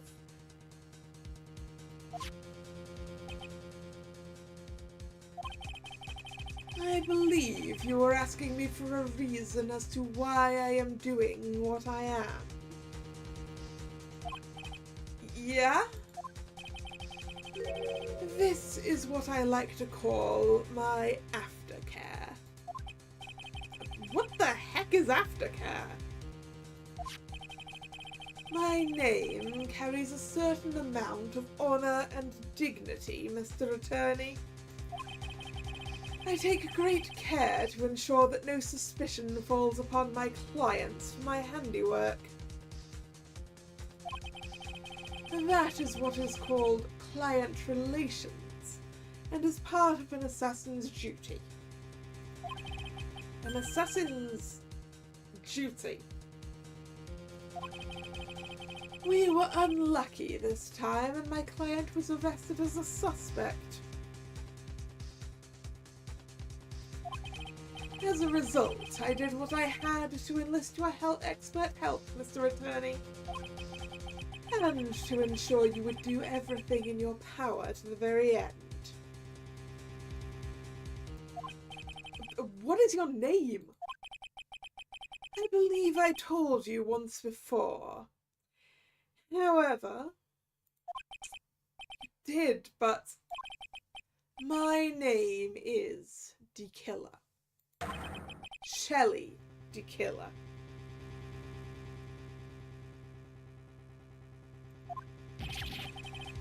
You're Shelley Killa? Please keep in mind you do not have much space to maneuver with me. As a killer, I always finish what I set out to do.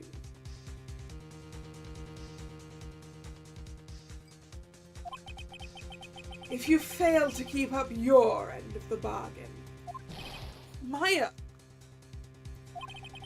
it would be my duty as an assassin to see to it she receives a nice long nap. No! Now then, if you'll excuse me. If someone were to trace the signal back to me, it would be quite troublesome. The cat! We recognize that cat! Mystic Maya!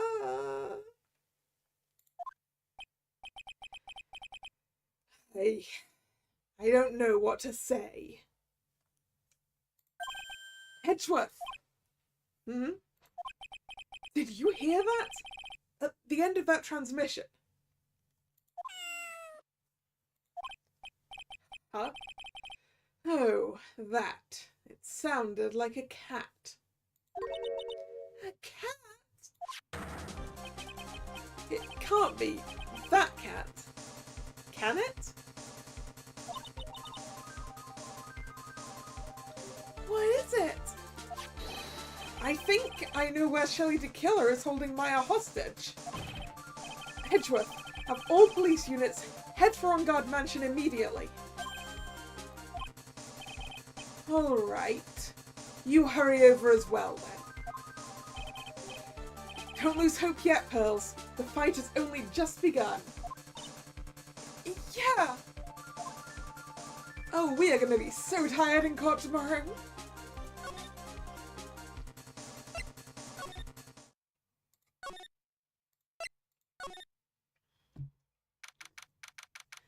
March 22nd, On Guard Mansion living room. Maya! Please answer us, Mystic Maya! We have this area completely surrounded. There is no way for him to escape. Assuming he's still in the area. I can't believe it, that butler all this time he was the killer. He and On Guard were working together all this time. I'm sure they had worked out a contingency plan ahead of time. Can we get through the door now? There's a small door at the bottom of this bigger door, Mr. Nick. I bet it's for the cat to use. Oh, you mean Shoo?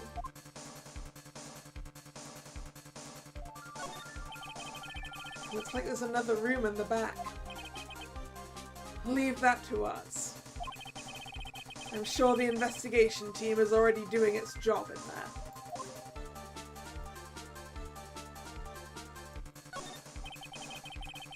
This is the first time I've seen such a large fireplace. I don't particularly care for large fireplaces. They remind me of my youth.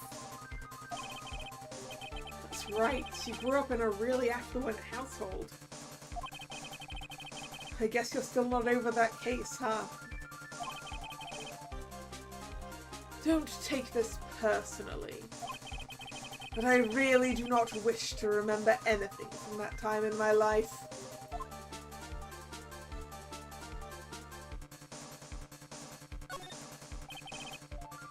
That On Guard. This is probably where he conducted business with the killer. Yeah. Shelley the Killer values his client relations more than anything else. So I'm sure he must meet with his clients in person to talk about any transactions.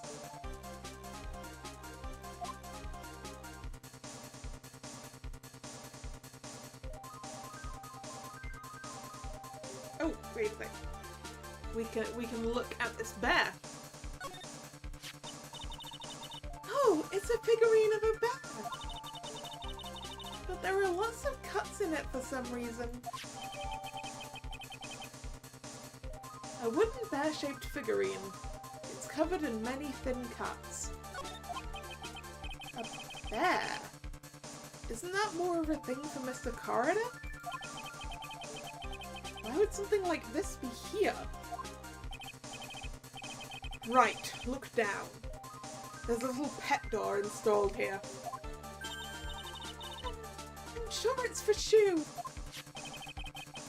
Do you think this came through that little door?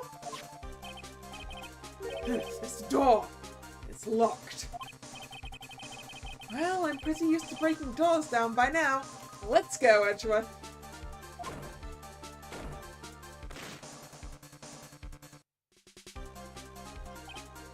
Yeah, there's no one here. From the looks of this room, I would say this is On Guard's private lounge. Look at this right. An antenna for sending and receiving radio signals, and a VCR. Check inside the deck. If there's a tape, it would be an important piece of evidence. If we're lucky, it'll have the moment the crime was committed recorded on it. I'm sorry, but the tape deck is empty. There's no tape to be found. No! But there's no mistake that someone used this to record something. It looks like someone took the tape we're looking for and escaped with it.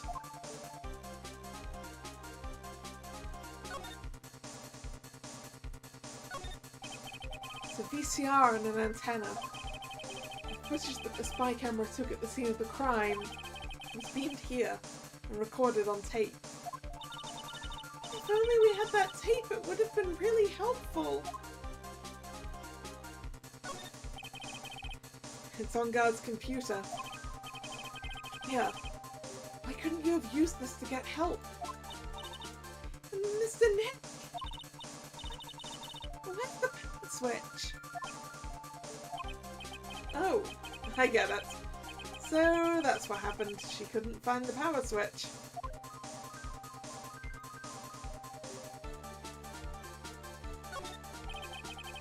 I can't read all the labels, but this is a very large collection of videotapes. Looks like On Guard taped all of his own shows. And apparently other things too. Huge television and speakers loom largely here. I'm sure if Maya saw this, she'd say, I would die a happy samurai fan if I could see the Nickel Samurai on a TV like this. Yeah, that's what she'd say. Yeah, I can't believe I just made a joke about Maya, all things considered.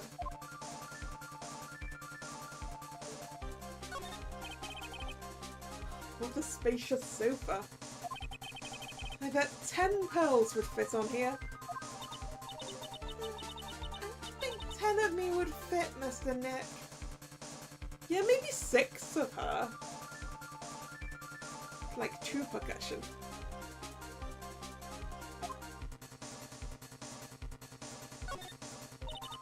There's a little door for Shu in this big door. I'm sure Maya used this door to shove this out there. I'm sure it was her. Every time you give me some piece of evidence, it's always the most crucial piece. This time too, I'm sure.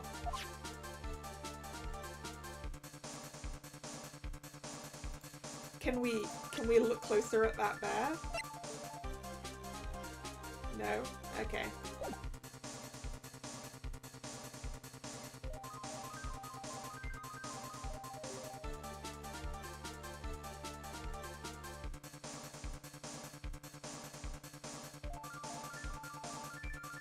At that.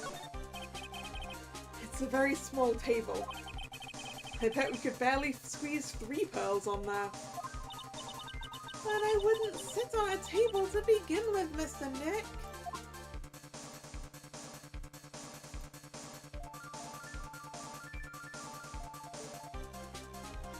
That's everything looked at, I suppose. Can we... Oh, we can go directly into the wine cellar. Oh, that's new, whatever that was. You've searched all over, but it looks like he got away. I'm sorry. It looks like he slipped out of our grasp this time. Now we've lost our only lead. Don't give up yet. That little girl is looking to you to be her pillar. Yeah, you're right. We're close, I can tell. We've already set up checkpoints along every route leading out of this district. Leave the rest to us. Maya. Yeah, what is this? 'Cause this is new. Oh, it's the picture. It's the picture that was on the coffee table. This looks like a picture of Ms. Impax. With love, Celeste. Ms. Impax, you mean... Yes, Mr. Corridor's former manager. This definitely does imply that he had something to do with this, doesn't it, Mr. Ongard? If he has this photo with the message with love, either he was involved with Celeste or he stole the picture, I suppose.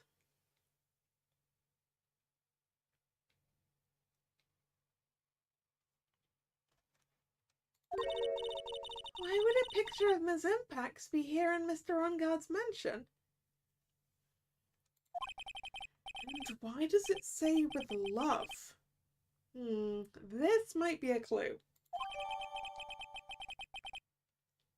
Celeste's photo added to the court record.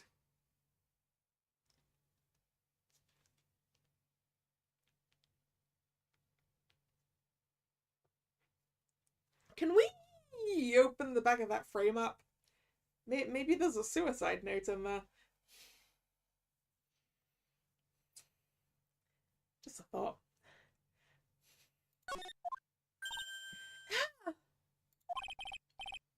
What's wrong, Pearls? Please let me see that picture frame. Huh? What's so special about the frame? On the back! There's something written on the back of the frame! Maya. It's Mystic Maya! She left us a message! What?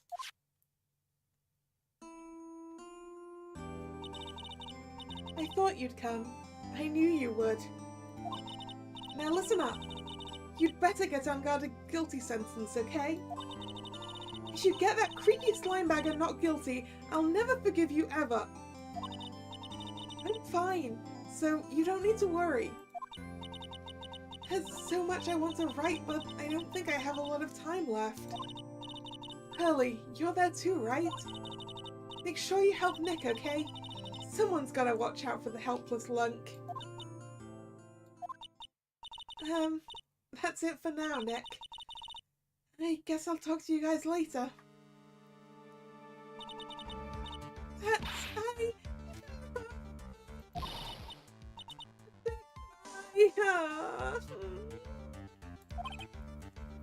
Right. What's wrong? Why the blank stare? Oh, nothing? You searched the house and this is the last room. It looks like he eluded us. Edgeworth. Yes. As far as clues go, this is about all I'm going to get.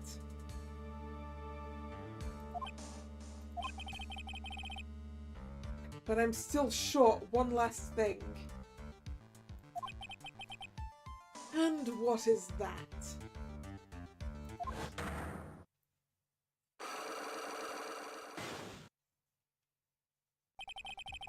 Miss Andrews' Cyclock. I could just find out what secret she's holding. And I think I stand a chance in court tomorrow. To blow this case wide open and expose the truth. I think I know what you're thinking. I'll contact the detention center. Thanks, Edra. Well, let's go, Pearls. It's time to open that last lock. March 22nd, Detention Center Visitors Room. Good evening, Mr. Wright. What's wrong? You look ill. Ms. Andrews, I've come to remove your Cyclock. Cyclock? I want to know, and you will tell me, your secret. Fine, go ahead. Try to break me if you can.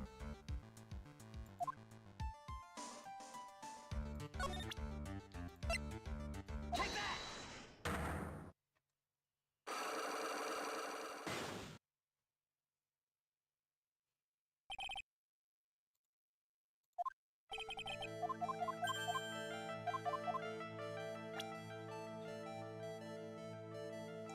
But I'm guessing, because this is the only thing that that links the two people.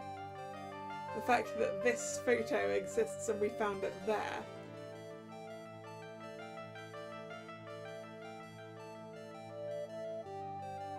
Take that!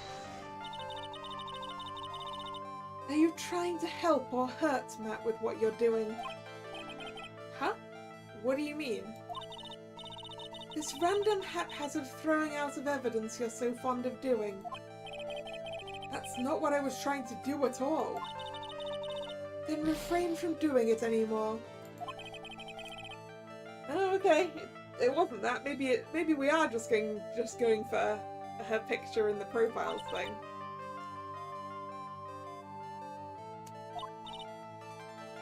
Absurd idea. I don't have anything I want to take revenge for. Okay. So we could have actually got through at least this part then by doing this, I guess. Take that! Yep, this is the right one. Celeste! There is only one catalyst that could cause such strong feelings and even revenge. And that is Ms. Impax's suicide. What are you trying to say? Celeste was Wan's manager. On top of that, the person who hid her suicide note. So, on top of that, the person who hid her suicide note was also Wan. What does all this have to do with Matt? You're right. You haven't mentioned him. Yet. But for you to hate Mr. Onguard, it would mean that he must have had some relation to Ms. Impax and her suicide. Can you explain to me this relation between Celeste and Matt? Okay, so now it's what we need. That's one. Take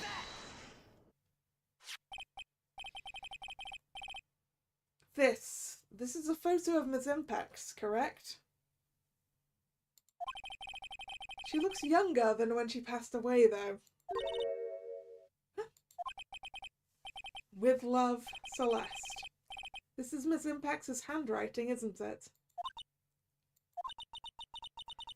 Where did you find this? No, that's all right. It was a rhetorical question. Yeah, it is. I found this at Mr. Ungard's mansion. And after all this time, my last remaining secret has been revealed.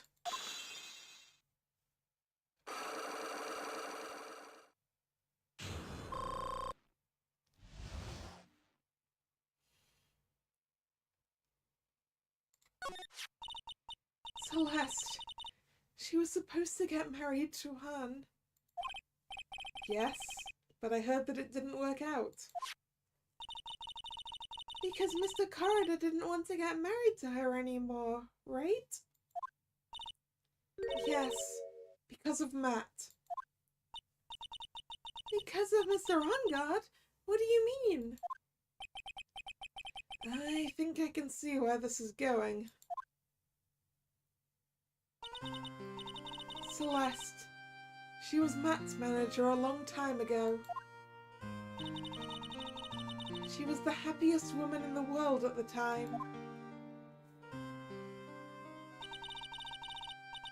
I was working part-time back then, and I often saw the two of them together. So that's why. With love, Celeste is written on the frame of that picture. They were a couple, weren't they? It wasn't anything as splendid as that. Celeste was being used. Toyed with until she was thrown away. That's so horrible! Matt's entire image is built around how nice and wonderful of a man he is. A scandal would have destroyed that. Which is why Celeste, in her kindness, moved over to Worldwide Studios. And that is where she met Juan. She seemed really happy with him. Even happier than when she was with Matt. Celeste and Juan was such a good match that they were even planning to get married. And then, it was suddenly called off.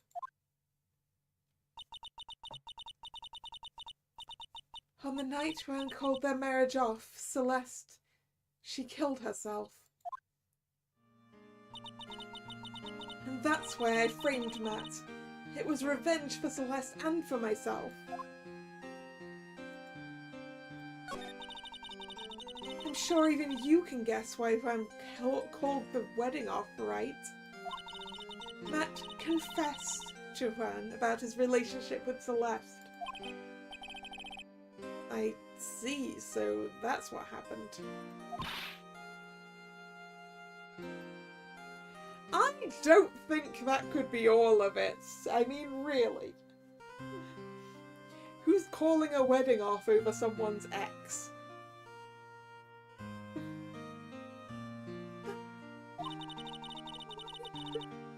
Call off the wedding. I don't understand at all. It was probably because of his worthless male pride. Juan and Matt were always fierce rivals. Matt waited for the wedding announcement and then unleashed the truth on Juan. He was aiming for when it would hurt Juan the most. On his impacts. That wasn't the end of it. That day, I'm almost certain that Celeste left a suicide note behind. And in that note, she left a detailed account of Matt's various misdeeds and... so that she would never again be hurt by Matt, she chose to die. Then, when Juan discovered her body, he hid the note. But why would he do that? It's simple. Juan realized the note was a powerful weapon against Matt. And it would be especially damaging to his refreshing like a spring breeze image. In any case, with his pride hurt, Juan Pan sought revenge. Revenge? What's that word again? Pan wanted to publicly disclose the contents of that suicide note. At a time that would cause Matt the most damage, of course. And that was at the press conference after the stage show. I know all about it, because I heard it all from Juan. It was so I could find out about all this that I drew close to Juan to begin with. They're quite a pair of hideous monsters, aren't they? Hello, Nick. What you've missed is that our client is very, very, very guilty.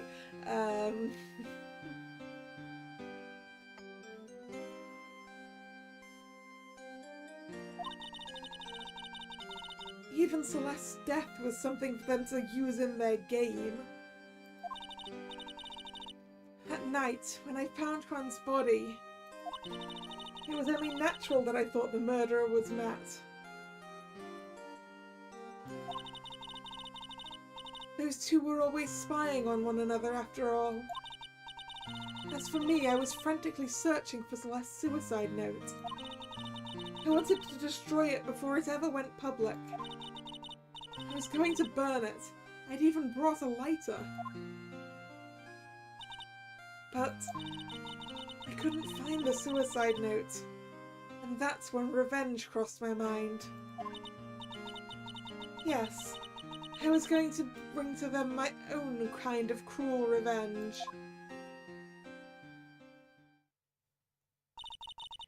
Celeste was killed by those two monsters. So when I stabbed Juan's body with that knife, I didn't feel a single shred of guilt.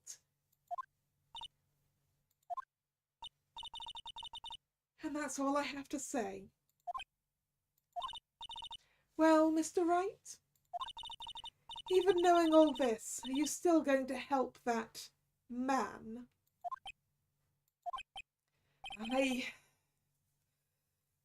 I'm a lawyer. I see. What a foul profession. Thank you very much for your time and for talking with me. It was no big deal. I couldn't sleep anyway. And I can't sleep either. Not with Maya's situation. Or what I know now.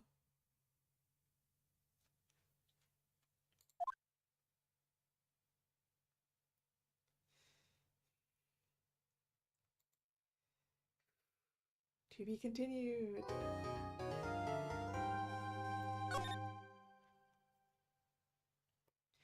I'm going to take this break to go get myself some more water. I will be right back.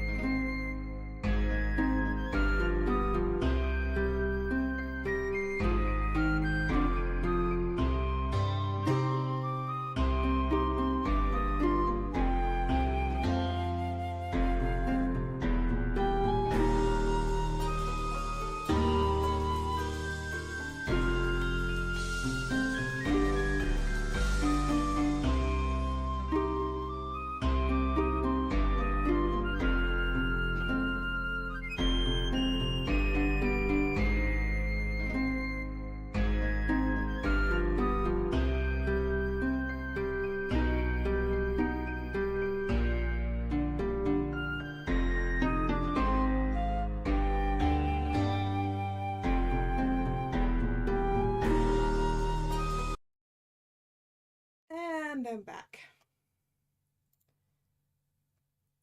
Right, let's actually get this saved.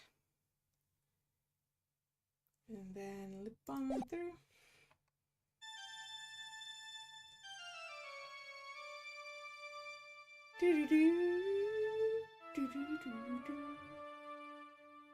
How did I get into this mess?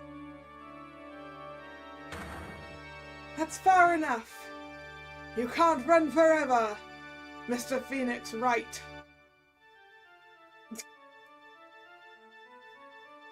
What have I done wrong? I cannot allow you to go on like this. But I'm just a simple defense attorney. Silence! You are no longer worthy of your title.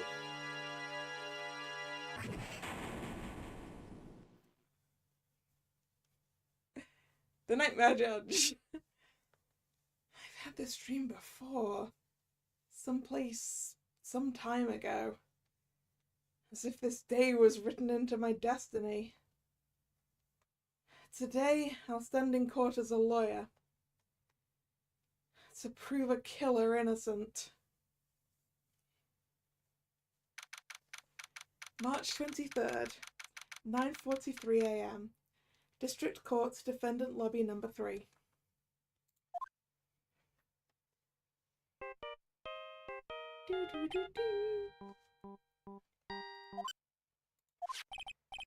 Hello, this is Phoenix Wright?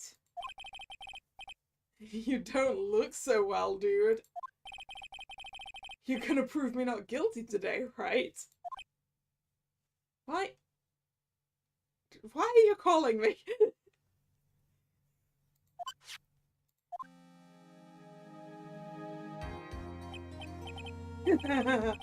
If you please, Mr. Lawyer.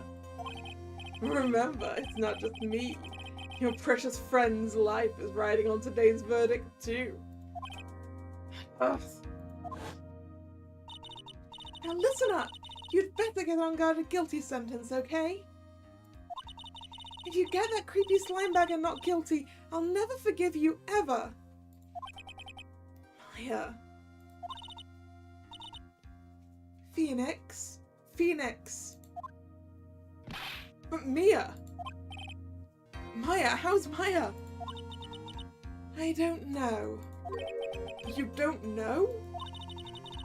She hasn't tried to channel me since yesterday.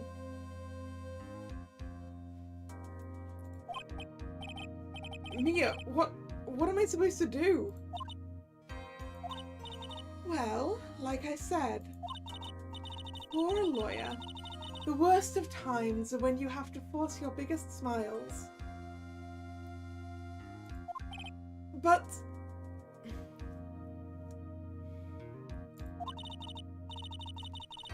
you can't give up. There's still some hope left. Stop it, please. There's nothing left. Not here, not anymore.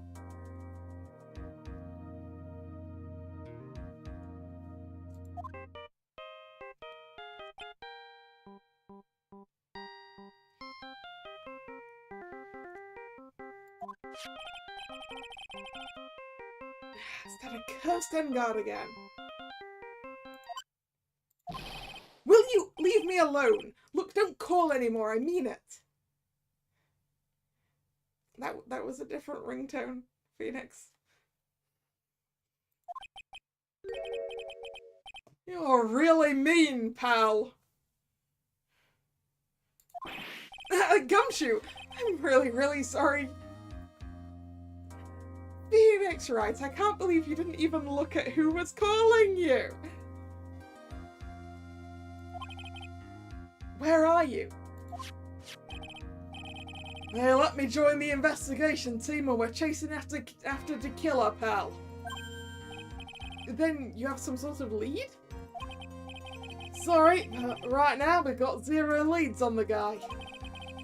But we're not gonna give up. Come shoot. Until the trial is over, until the verdict is handed down, we're gonna do everything we can and find the killer. If we can get Maya out, then you can get on guard the guilty verdict he deserves, pal. It's true. I could do that if they found Maya first.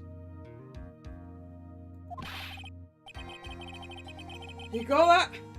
So you have to do whatever you can to make the trial last longer.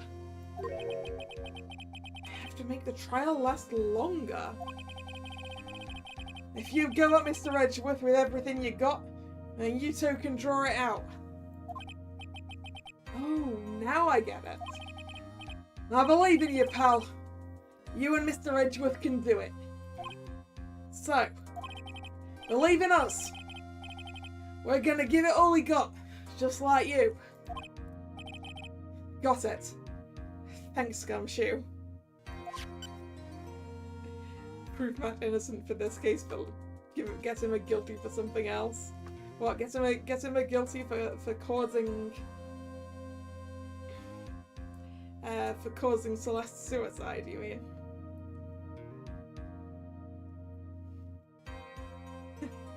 I guess that's one way to try and do it. Hey, Phoenix. You understand now, don't you? You have something money will never be able to buy. Friendship. It's the strongest weapon in the world, and you have it in abundance.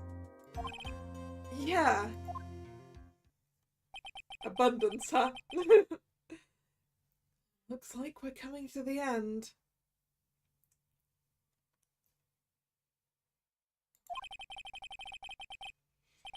I have to make this trial last as long as I can. Gumshoe will come through, I know it.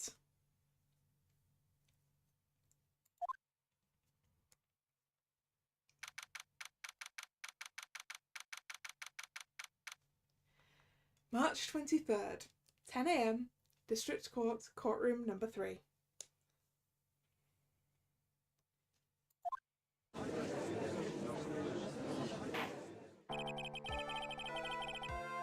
Court is now in session for the trial of Matt Onyard. The defense is ready, Your Honor. The prosecution has been ready for a while, Your Honor. Now, as I recall, we concluded yesterday's session with a big mystery on our hands. The mystery being what exactly was Miss Adrian Andrews' role in this murder. That is to say, is she really connected to the crime itself? Mr. Edgeworth, if you would please inform the court of today's proceedings.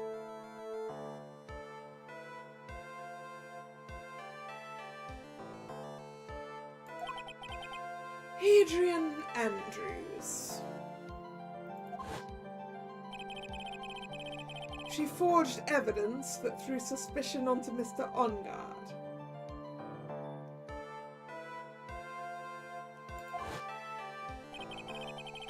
And then proceeded to escape the crime scene by wearing a nickel samurai costume.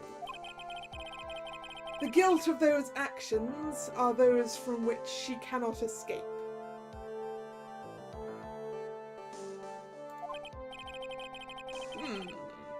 Then you're saying she is guilty after all?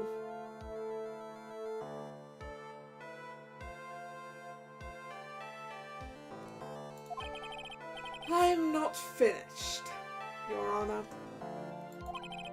Miss Andrews has nothing to do with committing the actual murder.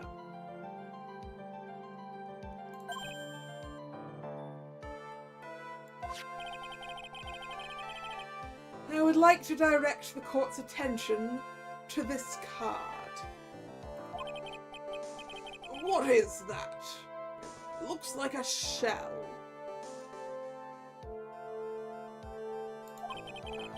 This is the calling card of a certain assassin.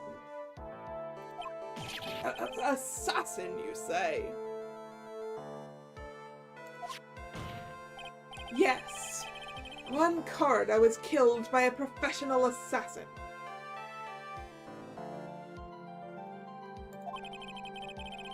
And the person who hired that assassin His client, so to speak, is Matt on guard.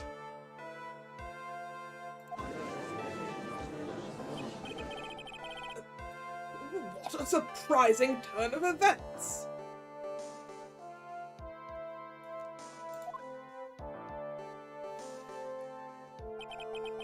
I would think it's become commonplace by now, Your Honor. What, hiring assassins?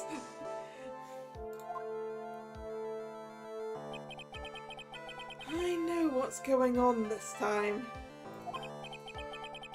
So I know that everything Edgeworth has said is true.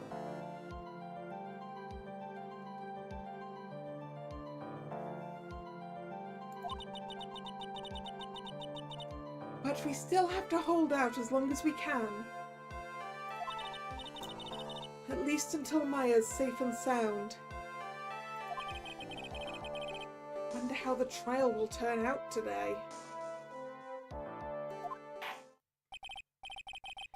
Now then, please call your first witness, Mr. Edgeworth. The prosecution calls the defendant's mentor, Mr. Will Powers, to the stand. Yes, of course, because we were informed he's some kind of vital witness. Now then, witness, your name and occupation, please. Okay. I'm, Will Powers. I'm a poor underpaid action star. And what is your relation to the defendant? Well, I guess I'm sort of a lousy mentor to him, in a way. Yeah.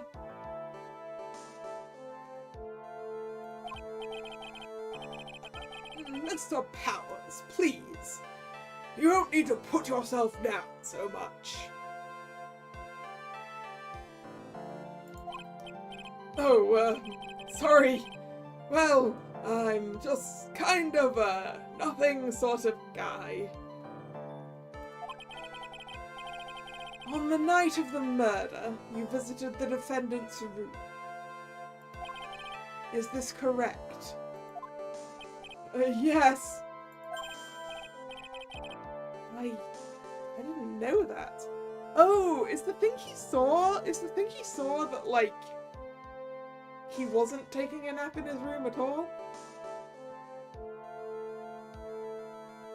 Had he wandered off home to go watch the murder happen?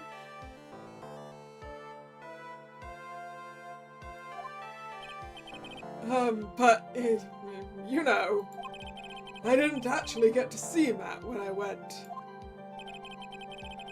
All you need to do is answer what you're asked. Now then, I would like you to please testify about when you went to Mr. Ongard's room. Okay, sure.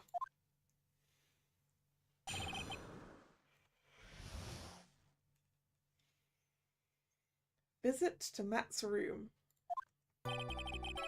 After the award ceremony, I went by myself to Matt's room. Matt was standing there in front of his room, still in his nickel samurai costume. He was talking with someone. At first I thought it was the bellboy. Well, that's definitely the killer. I watched the two of them for a while, but then I gave up and went back. I had guests with me that night and I couldn't make them wait for me. Yeah. The guests, huh? That would be us.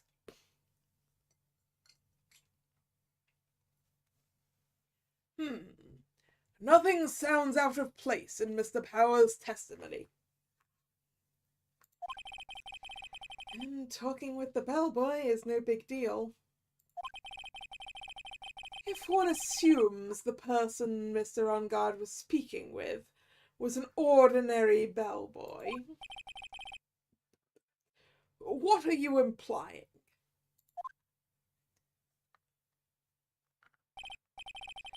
Well, Mr. Wright, let's have your cross-examination, shall we? Looks like we're in another sticky situation. Huh? A trap.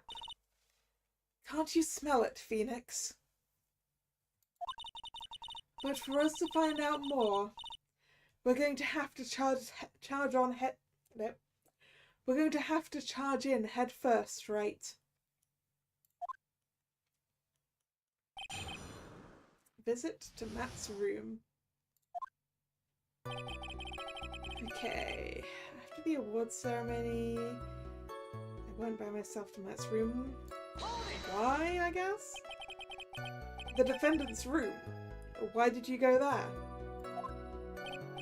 Well, I'm his mentor. Like a big brother, sort of, and I wanted to say congrats.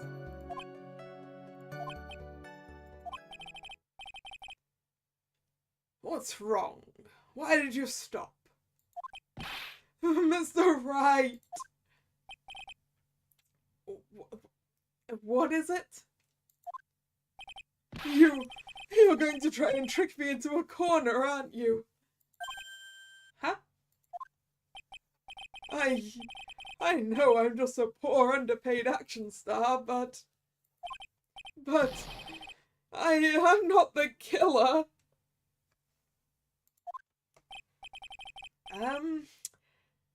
No one said you were, Mr. Powers.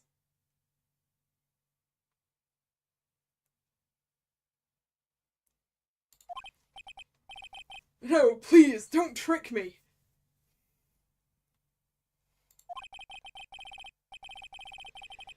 Every time you do your lawyer thing, the witnesses suddenly turn into the bad guy. Well, yeah, that's kind of what happens. It's kind of how it works.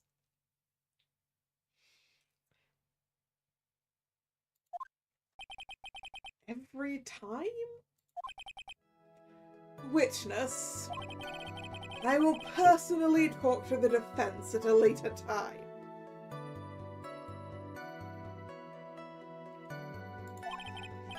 So for now, please kindly cooperate and continue with your testimony. Sorry.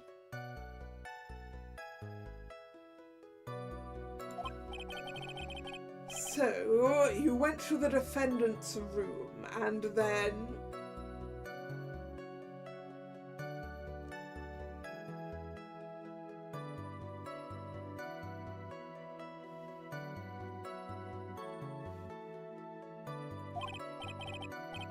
Hey, wait a minute, when did I suddenly turn into the bad guy here?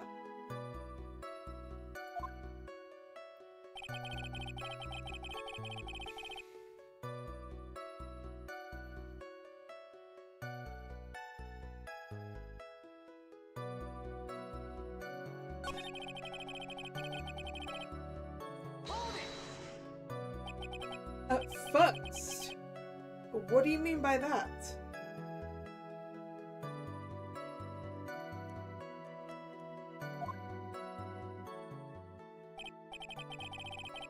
Well, he was in a bellboyish uniform and had a bottle of juice on a tray. Sounds like an ordinary bellboy to me.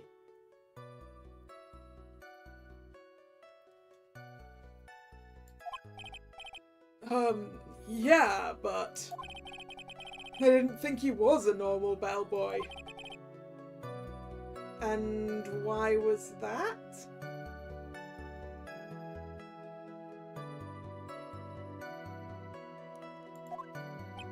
Oh, why did I think that, Mr. Wright?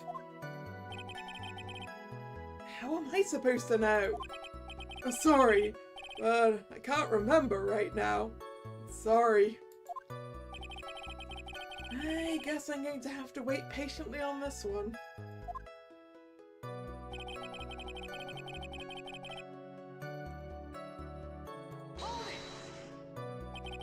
You saw the two of them, the bellboy and the defendant, together, correct?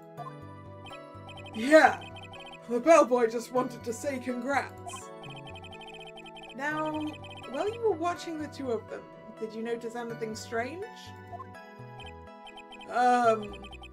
You know, I did feel something weird. I think it was because Matt, well, he gave the bellboy a tip. A tip? But that's a perfectly normal thing to do. Well, I guess Matt doesn't usually tip people, huh? So, how long did you watch the two of them? Not more than a minute or two, I think.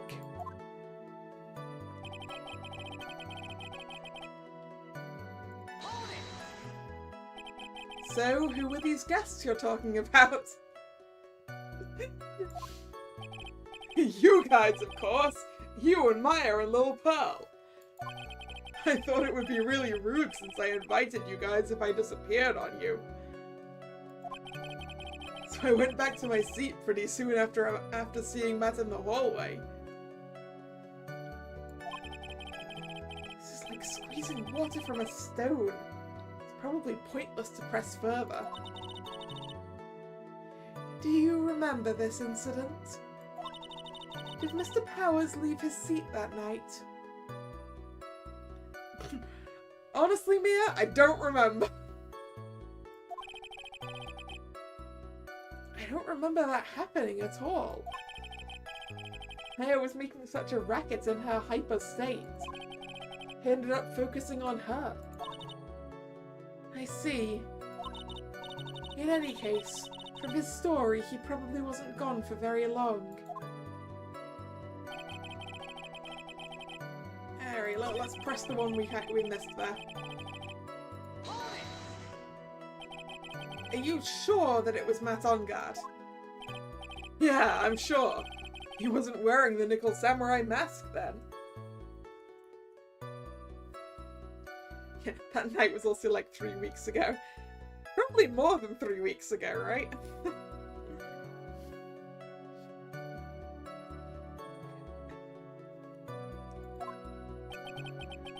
If that's the case, then he really can't be mistaken. And what was the defendant doing, standing in front of his own room? Okay. I need something to present to one of these statements. What have we got? A picture of the Nickel Samurai. Press conference ticket.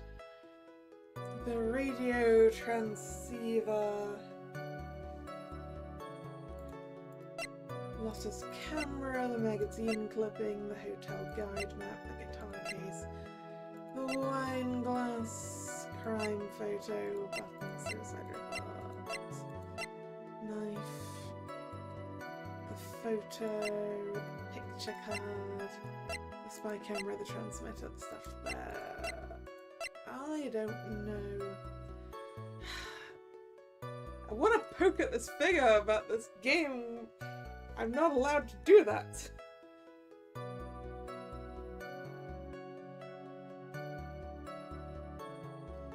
Darn it.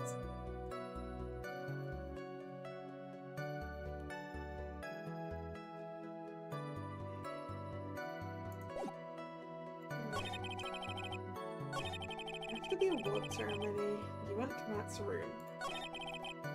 Was talking to someone, gave up and went back.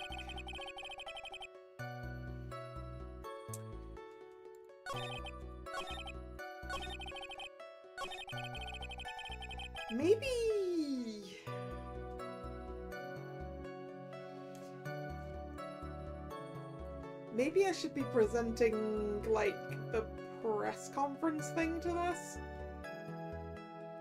And be like, was this about the press conference? Maybe?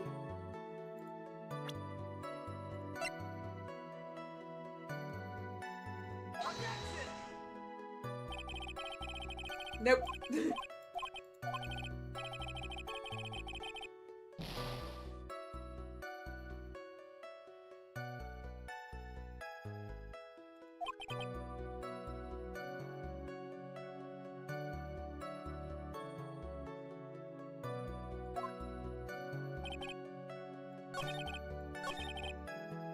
Press things again, maybe?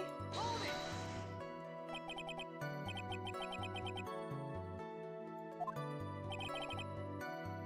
First, what did you mean by that? I didn't think he was a normal bellboy. And why was that? Why did I think that, Mr. Wright? How am I supposed to know? Hey, wait a second. Actually, Mr. Powers, only a few minutes ago you stated... you know, I did feel something weird. I think it was because Matt, well, he gave the bellboy a tip. Could it be you felt something strange about the tip-giving incident itself? Ah! Yeah, that's it! You really know your job. Mr. Edgeworth. Yes, Your Honor. This bellboy. He wasn't an ordinary one, was he? Perhaps we should let the witness tell us. Very well. Mr. Powers, please amend your testimony. There we go. You mean about the bellboy, right?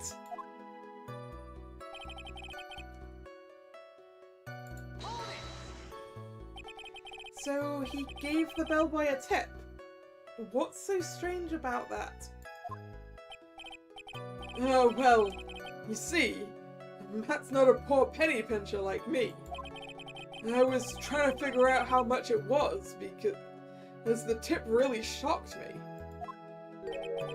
How much it was? That's when something even more surprising happened.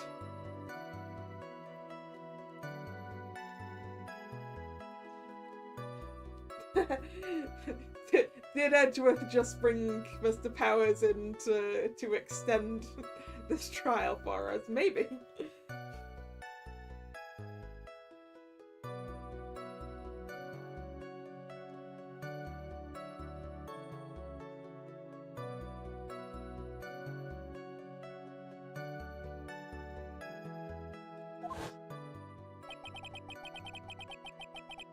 The bellboy was putting the tip he got in his pocket. And that's when I got my first good look at the guy's face.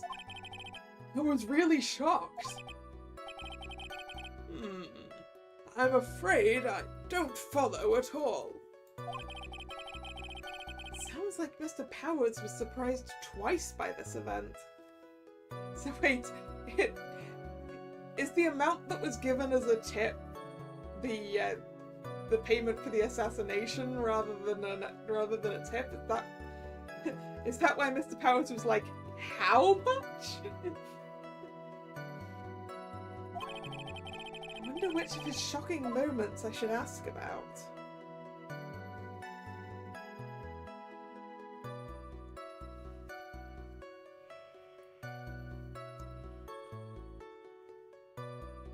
Well, I would like to know about the face, please.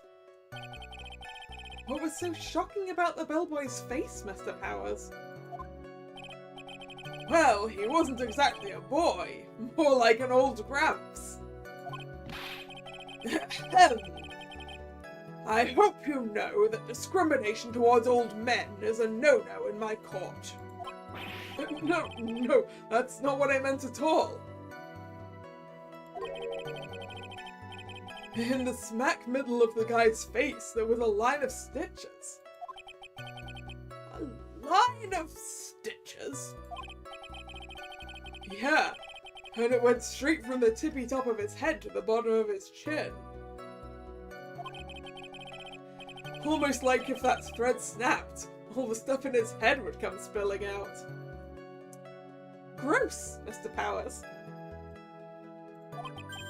Yeah. He was there, at On Guard's house. He was that butler. What is it, Mr. Wright? Nothing, Your Honor. So that means Ungard was talking with the killer then. If that fact was to be exposed, Ungard would be declared guilty in a blink.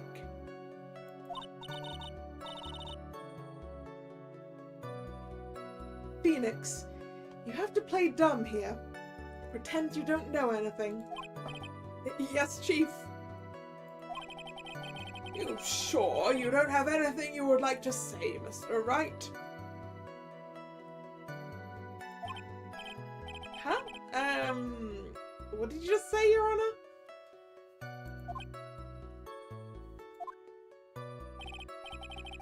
Nothing, Mr. Wright, nothing. We're just going around and around in circles.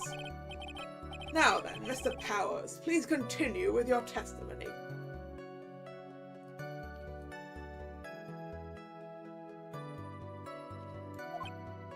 Couldn't we just have said, yeah, we saw that bellboy too? He certainly was a memorable one. Yep, Mr. Powers.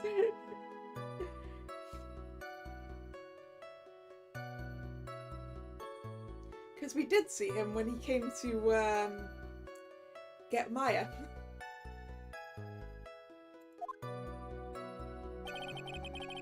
Right, let's try that one again and learn about the tip amounts, I guess.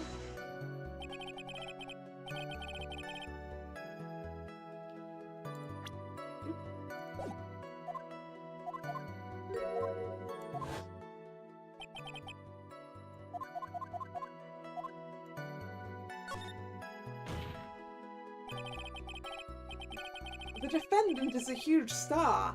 He can afford to give generous tips, wouldn't you agree? Sure. But giving him that much was maybe a little too much, I think. A little too much? Would you please clarify for the court? About how much would you say the defendant gave to the bellboy? Honestly, I don't know. I can't even begin to guess. And why is that? Because he gave the bellboy a really, really fat roll of cash. A roll of cash?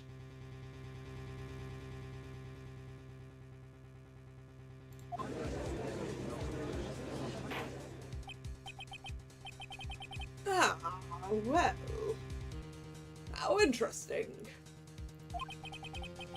That certainly was a very generous tip, wasn't it?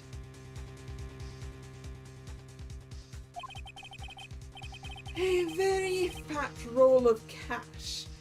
That can hardly be called a tip, Your Honor. Well, it probably depends on how rich the person is, I suppose.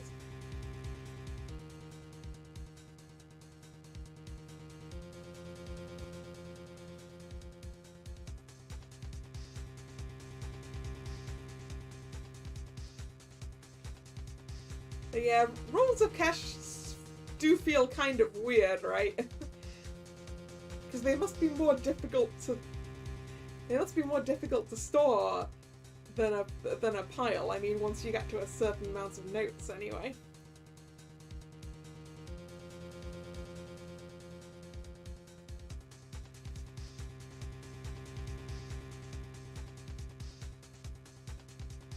Unless we're talking about, like, a roll of coins, but that wouldn't have been quite so impressive an amount of cash, I suppose.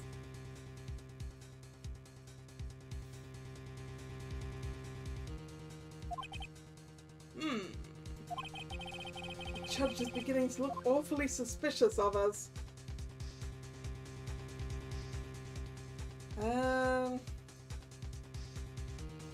It doesn't look like we're gonna get penalized for it. I would like to make a save, please. I think we can object to this. Objection! The defendant is a superstar. That kind of tip is typical fare for people like him. Objection! Are you saying that all superstars are super spenders? If I could receive large rolls of cash simply by bringing people things on trays, then why on earth would I stand around here prosecuting?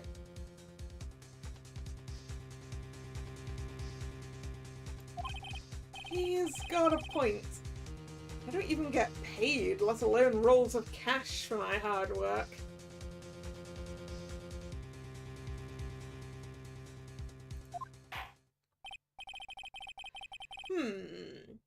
So supposing that roll of cash was not a tip, then what was it? Payment, Your Honor.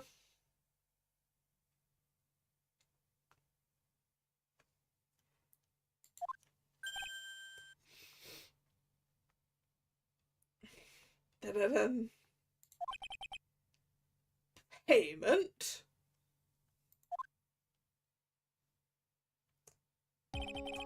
Isn't it obvious? For the murder of one coroner. Then the bellboy the witness saw. Yes, he was the assassin.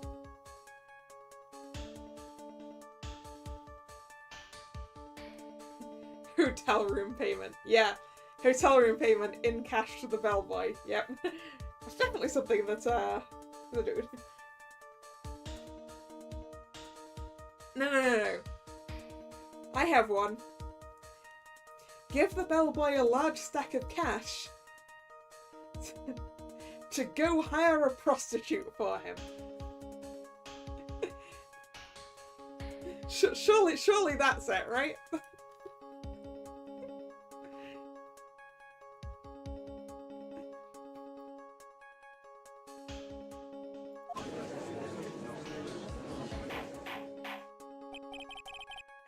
Hold your horses now.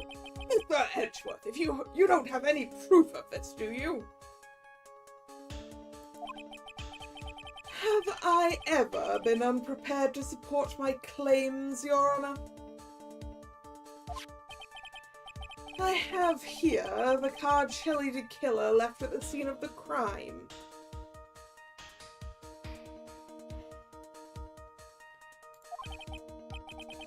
Shelley the Killer.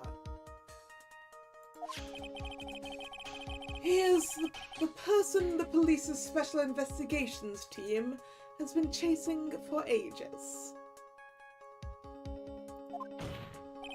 I am certain that the person the witness saw was this very assassin, Shelley the Killer.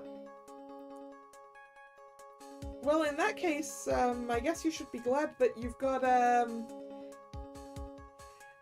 knowledge of what he looks like now. Really?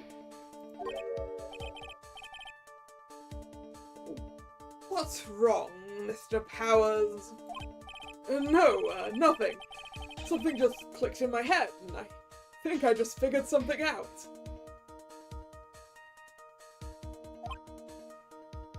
Oh? Actually, I saw that bellboy again later on that night. What?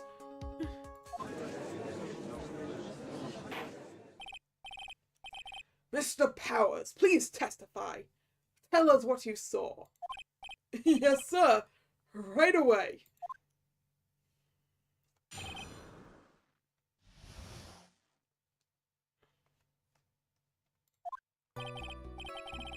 This time, I was in that hallway because I had to go to the bathroom. And that's when that bellboy I saw earlier came out of the room. Of course, when I say room, I mean one coroner's room.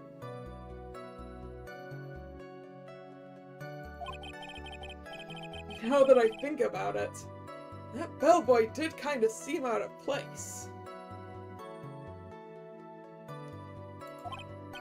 Yeah, so he had to be the assassin, I'm sure of it.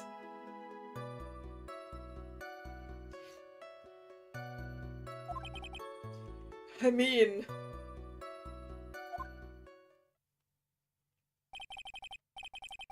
Thank you very much. That's all we need for now.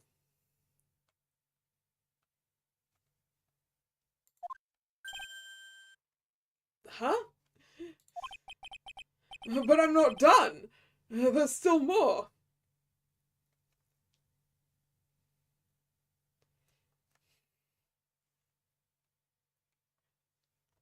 Yeah, I thought... Were we not all with Maya? When she got called away?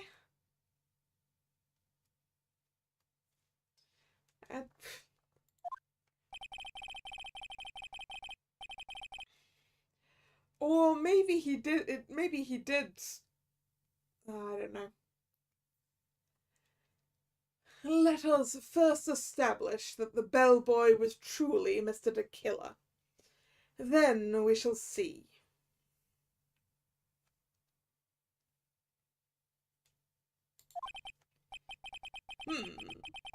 So the bellboy came out of the victim's room. And if that bellboy really was the assassin, then I think the answer is fairly obvious. That would be correct, Your Honor. Well, Mr. Wright, I believe it's your turn to entertain and make us laugh.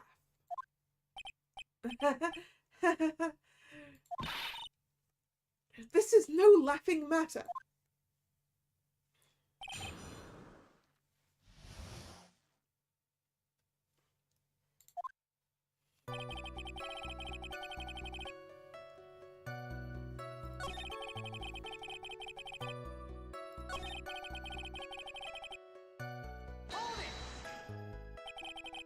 The victim's room, huh?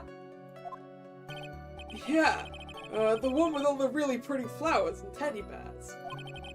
It was one's room, alright. Words cannot describe how screwed I am.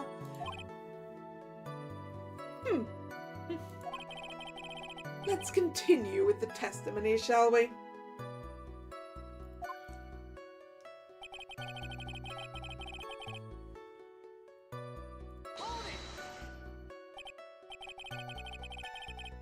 So what exactly was so out of place about him?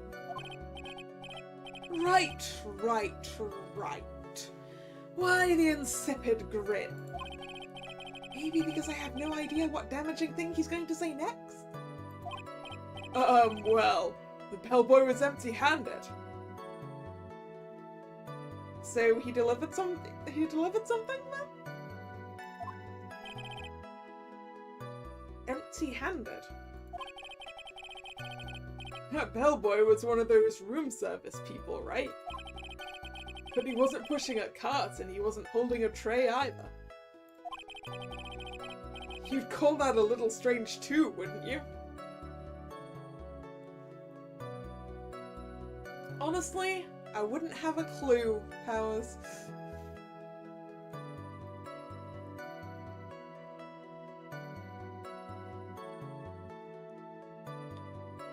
Room service is not a thing I am familiar with.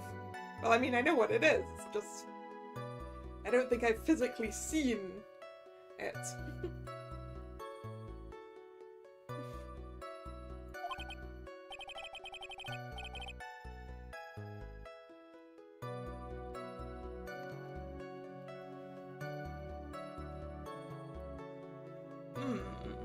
I agree, that is a bit strange, Mr. Powers.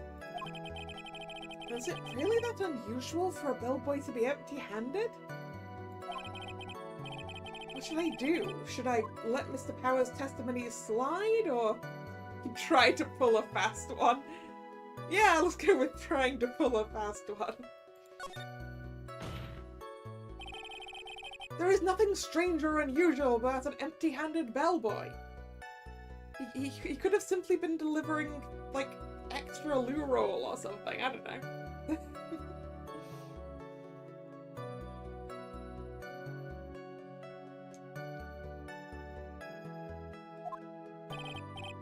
But there really, really is.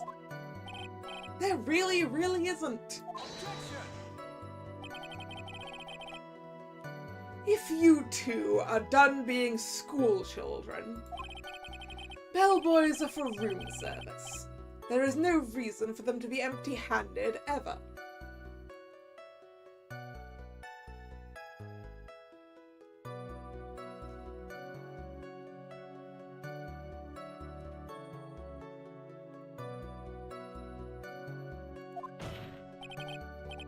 Your Honor, I ask that the witness's previous statement be supplanted with this new one. Hedgeworth, are you going to do whatever you can to make the bellboy look suspicious? I see. Very well. This court recognizes and grants the prosecution's request. Mr. Powers, if you could amend your testimony, please. Yes, sir.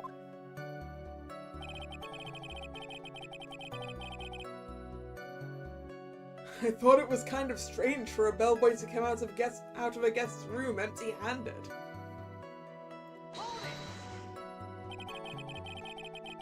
So you're saying it's suspicious for him to be empty-handed? Yeah, really suspicious. I mean, when I first saw that bellboy, he was holding a tray in his hand. And there was a bottle of juice and a wine glass on it.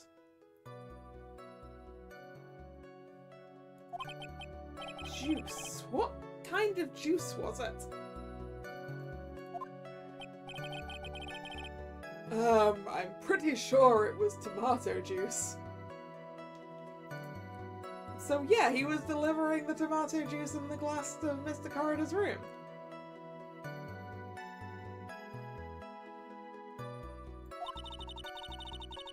If we could come up with some sort of reason as to why he would come out empty-handed, some sort of proof, then I think we can dodge the bullet on this one for now.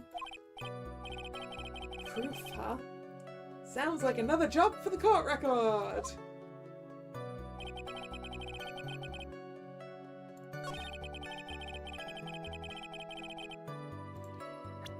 Yeah, let's see, where's the photo of the scene of the crime? There it is. Yeah, look! He left his tray in the room! See, that's why he came out empty-handed. Objection! Mr. Powers. Yes? You're easily influenced by other people's words, aren't you? As soon as you heard that the bellboy might have been the killer, you got caught up in believing that it must be true. But, isn't he really suspicious? He's got all those stitches and... You can't just call people suspicious because of what they look like, Mr. Powers. That's why you get arrested for things. A lot of people say you look suspicious.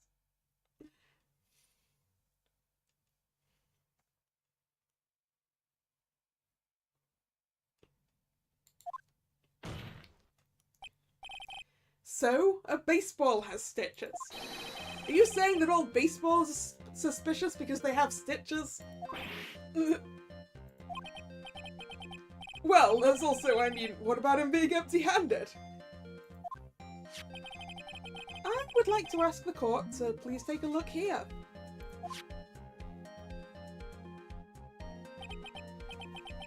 This is the crime scene. There is a wine glass sitting next to Mr. Corridor's body.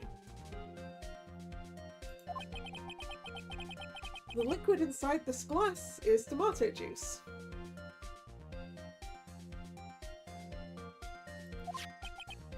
And now, if you would look at what is on top of the table in the lower right corner here,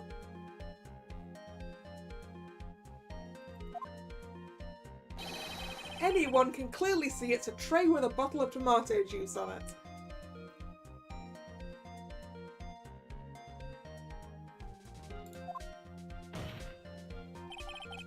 The bellboy had just brought this to Mr. Corridor's room.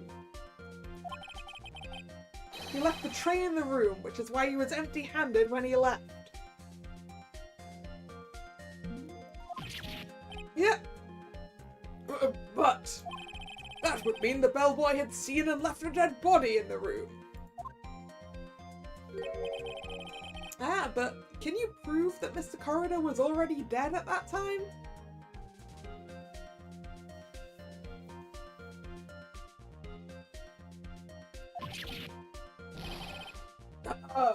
Mr. Edgeworth.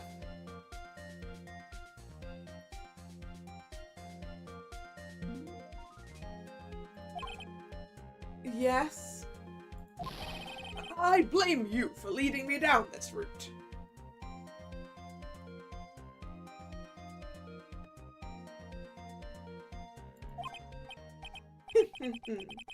I'm terribly sorry.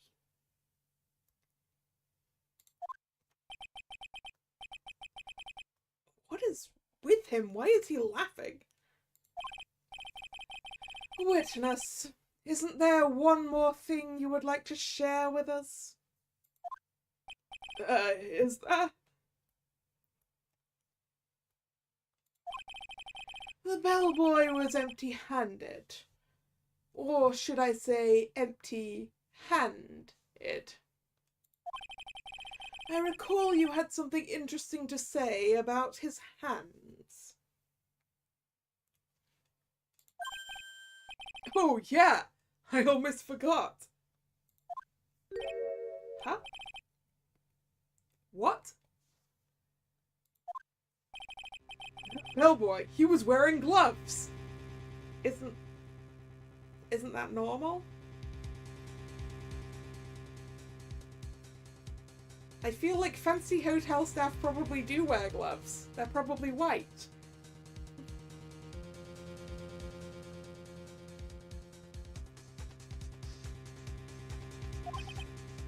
Gloves. Yeah, pitch black leather ones.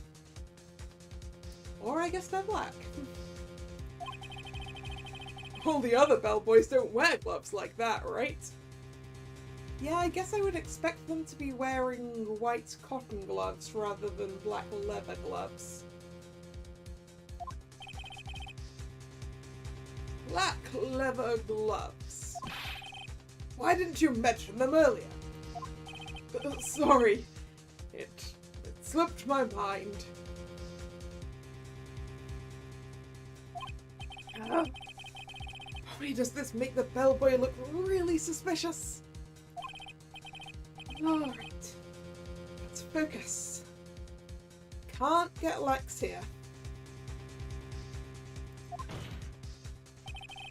So what if he had gloves? A lot of bellboys wear gloves. Come on, Mr. Wright. That bellboy was wearing black leather ones.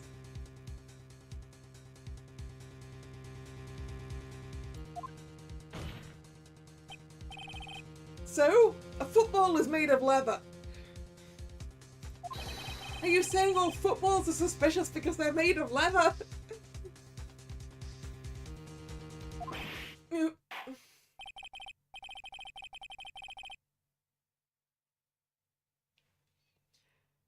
But that man, he received a large roll of cash from the defendant. And then he was seen leaving the crime scene wearing black leather gloves.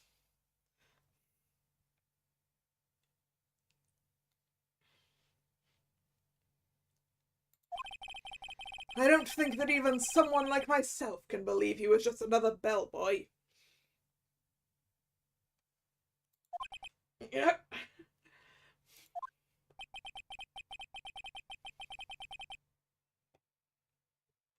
It seems that we have finally come to an understanding. Now then, witness, please continue with the rest of your testimony. The rest?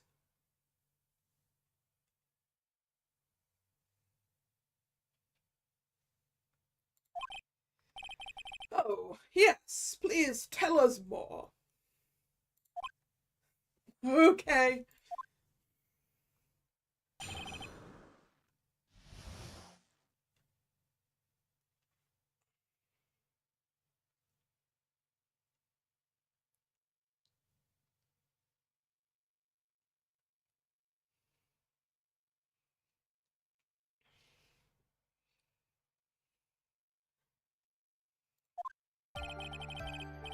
After leaving one's room, the bellboy went and knocked on Matt's door just like that.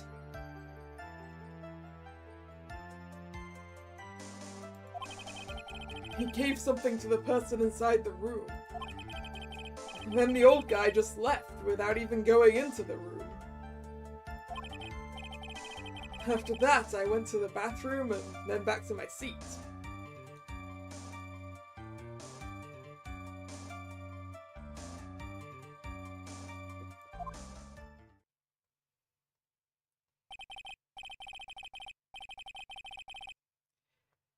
So the bellboy, after leaving the crime scene, went to the defendant's room.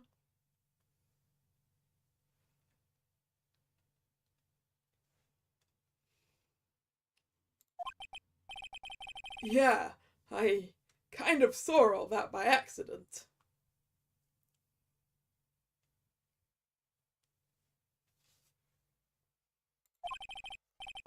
Some accident? I'd say you saw too much.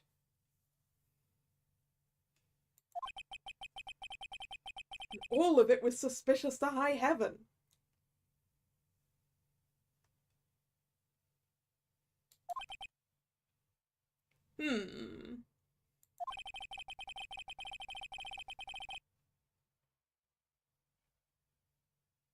I think it's safe to say that we can no longer consider this bellboy to be normal. Now then, let's get started, shall we? Mr. Wright, your cross-examination, please.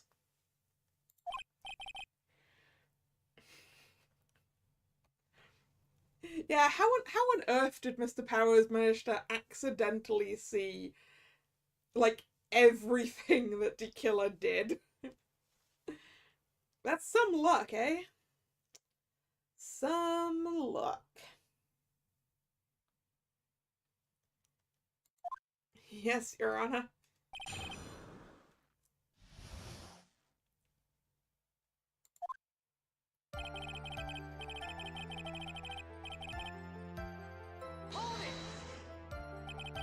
Is that what you saw while you were busy spying? Excuse me?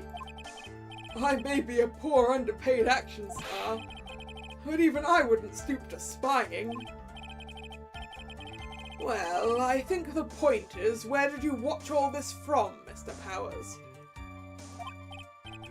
Oh, from the door of the bathroom with my left eye and a sort of sneaky spy-like. I knew he was spying. Please, does it really matter if he was doing it over or underhandedly?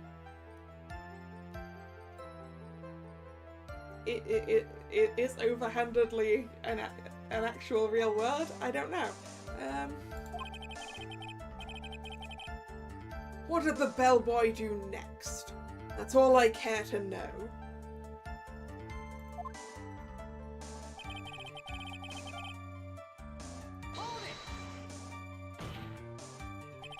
I said, hold it. Okay. That's better. What kind of statement is that? Please elaborate and give us a few more details. Oh, okay. I should probably ask him only one question at a time. About the something. He gave something to this person. Yeah. And what was this something?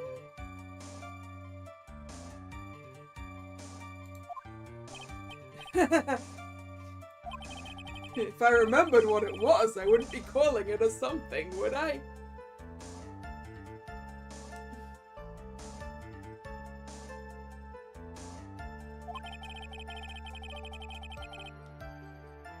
But this implies that something was removed from the scene of the crime. Are you sure you really can't remember, Mr. Powers?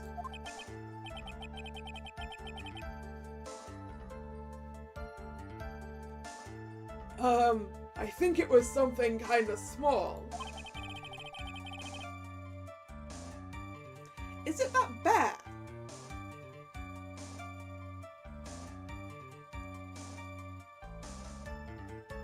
Maybe not.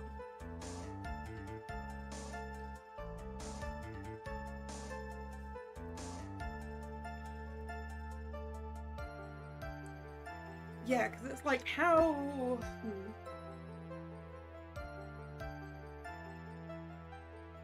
Yeah, because how would it have ended up in Matongard's house afterwards, I guess.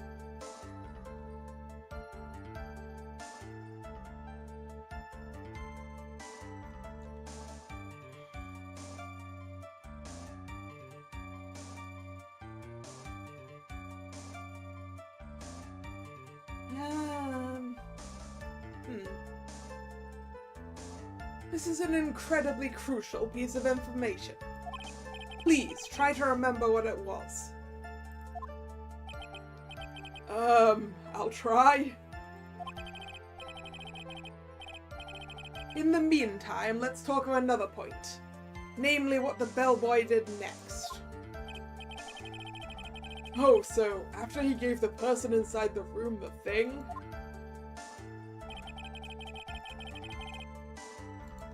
Let's do this again and ask about the person inside the room.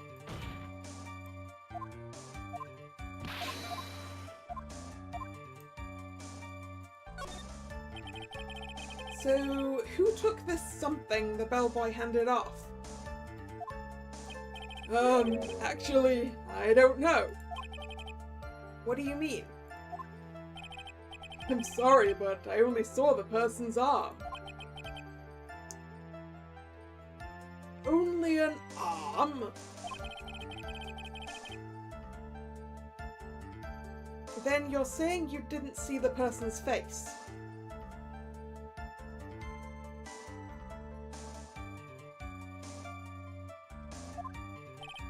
Yeah.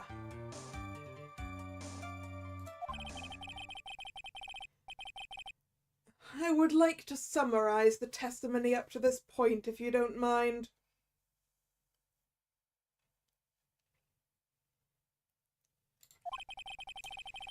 When the bellboy left the crime scene, he immediately went to the defendant's room.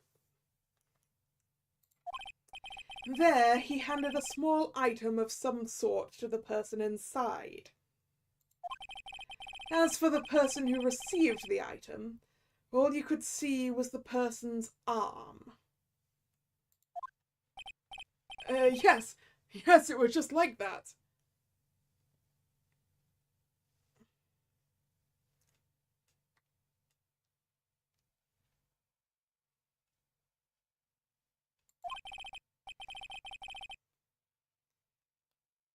Mr. Edgeworth, is all of this really important?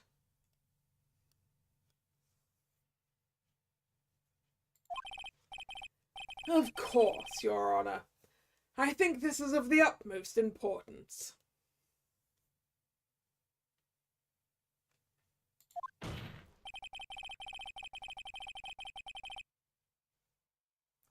This is when whatever was removed from the crime scene was handed over to the client.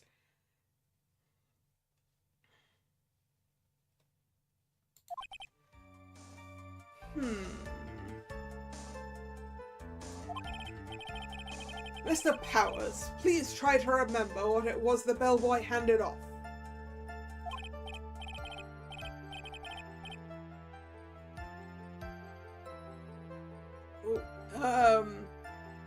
Well, let's see. I think it was... No. If you remember, please add it to your testimony. Yes, sir.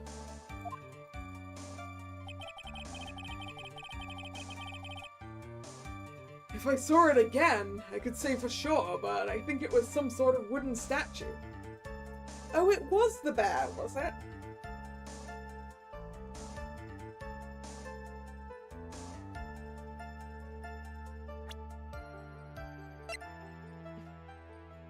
Objection!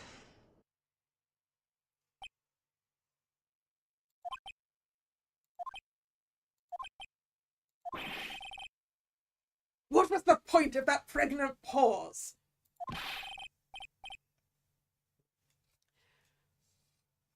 Where did that objection come from? Well, speak up. It was me, Your Honor? What is it, Phoenix? I have a feeling that something bad is going to happen once I show this. Oh yeah, shit, I'm supposed to be buying time. And I know where I found this. Although, to be fair, the fact that I found this bear at Matt Engard's house means nothing, given that he hasn't been back to his house since this happened.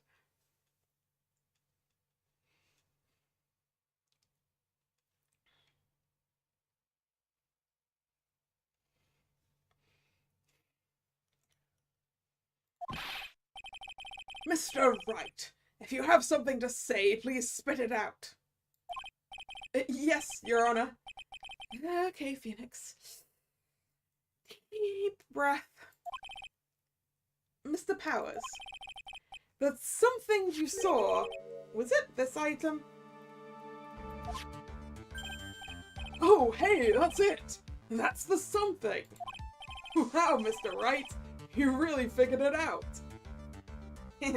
Figured. Because it's a figure.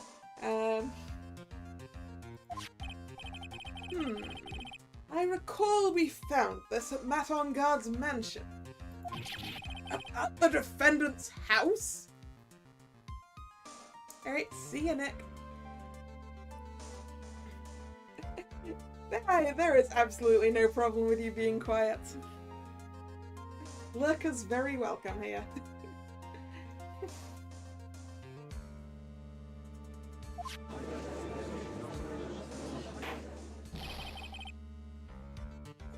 What does this mean? It's simple, Your Honor. Shelley the Killer assassinated one corridor in his room. And then he stole this wooden bear from the scene of the crime. Then, the bear being found at Mr. Engard's mansion would mean... It goes without saying, Your Honor. Mr. Matt Engard is the killer's client.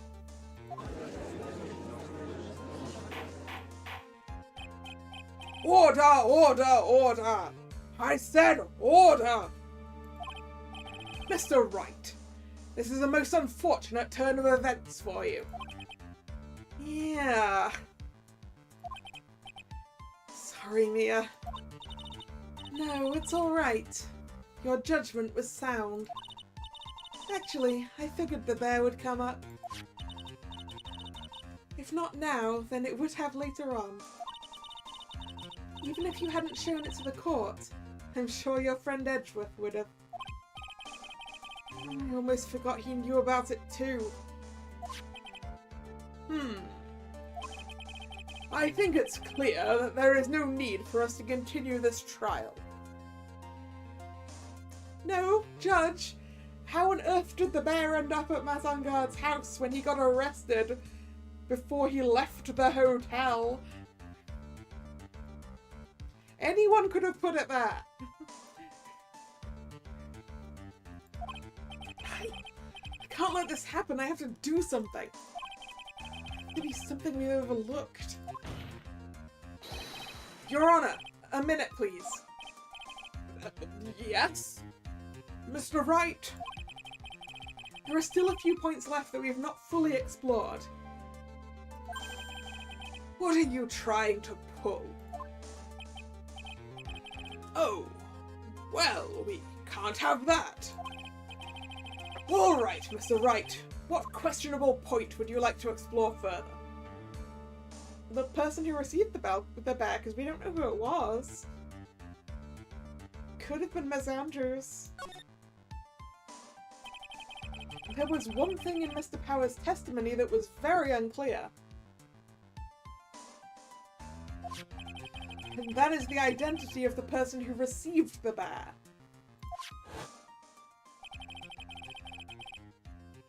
He gave something to the person inside the room. I'm sorry, but I only saw the person's arm. As long as we don't know who it was who took the bear, we can't be sure of... Ah!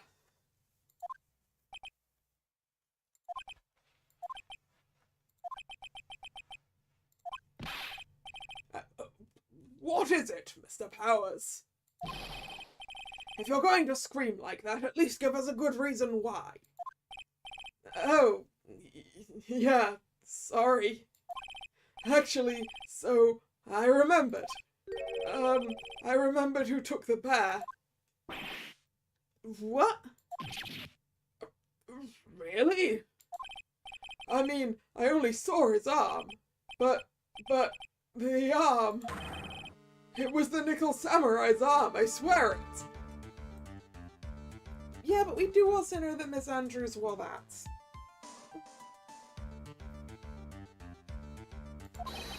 You've got to be kidding! Are you sure of that, Mr. Powers? That's not something you easily forget.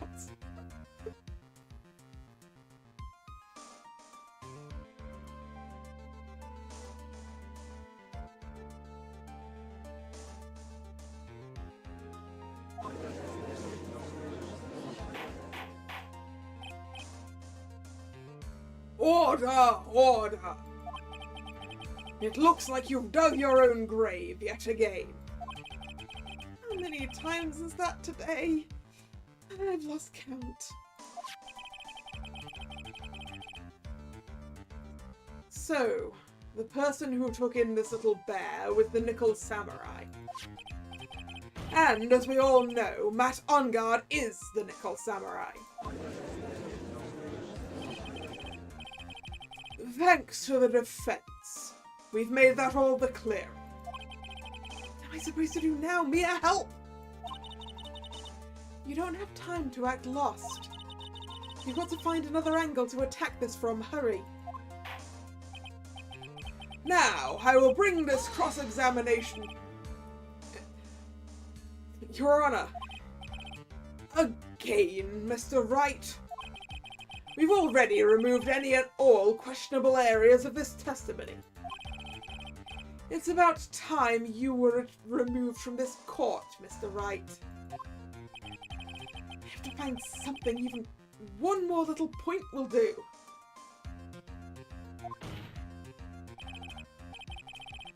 There are still questions left unanswered. What are you trying to pull?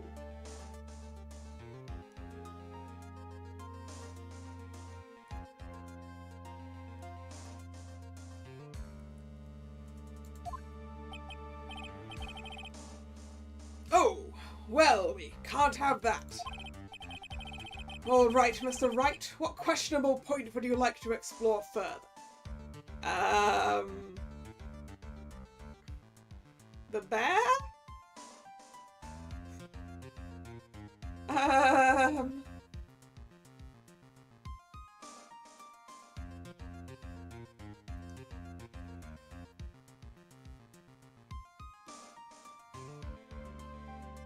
I guess the bear would be more like how we came to find it there when he hasn't been home, like.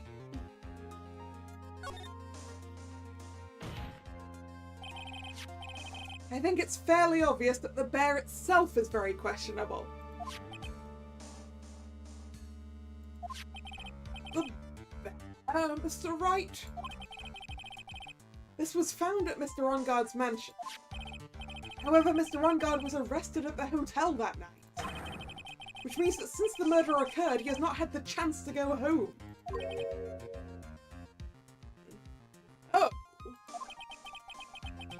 I think Your Honor has already figured out what I'm trying to say. It's not possible that it was Mr. Ongard who took this bear to his mansion.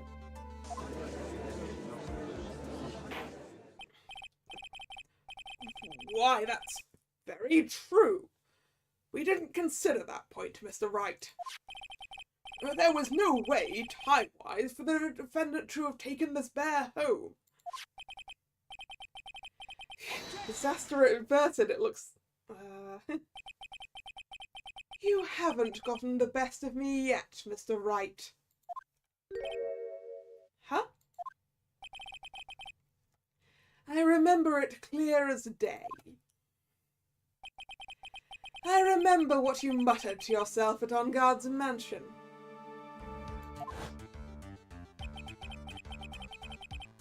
We have this area completely surrounded. There's no way for him to escape. I can't believe it. That butler, all this time he was the killer. The killer and Ongard were working together, so to speak. And the killer was hiding at Ongard Mansion as its butler. What a bold move. The bear figurine was brought back to Ongard Mansion by the killer himself.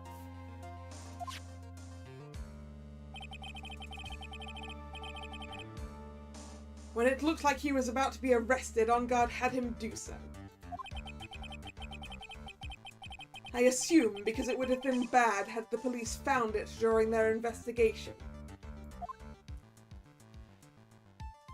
What is up with the bear, though? What is up with the bear? Is there something inside this bear?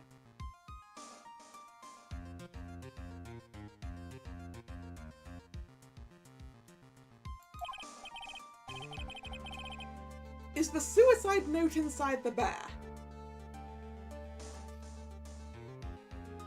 Well, Mr. Wright, you've been quiet for a while now. This is too much. Isn't there anything I can attack at all?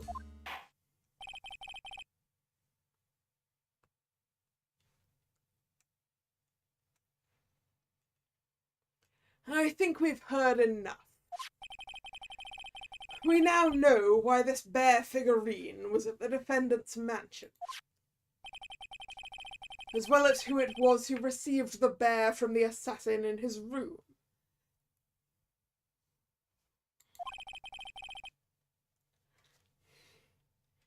Everything has become very clear. The client who hired the assassin to commit the murder was Mr. Matt Ongard.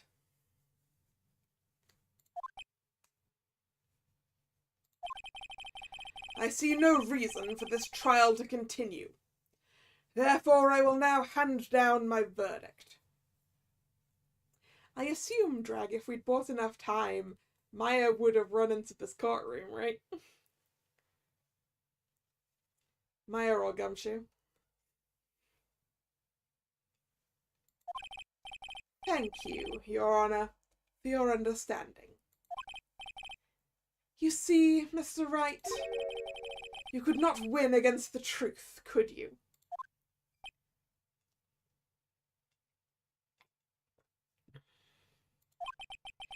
I knew it would turn out this way. After all, what Edgeworth has stated is the truth. Any last objections, Mr. Wright? Yes? Well, do I? What should I do? With objection. Always objection. There is only one way for me to drag this trial out. Point out that we know that Ms. Andrews was wearing the Nickel Samurai costume at some point, and therefore it could have been her hand.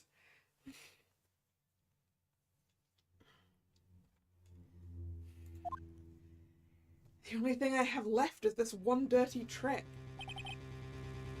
Your Honor, right now, we have these two reasons to believe my client is the assassin's client.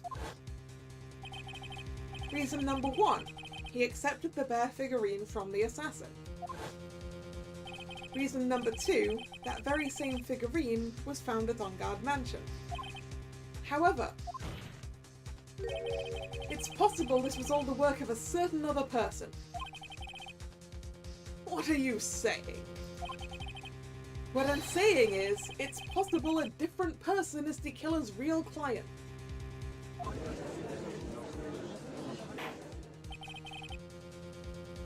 The real client?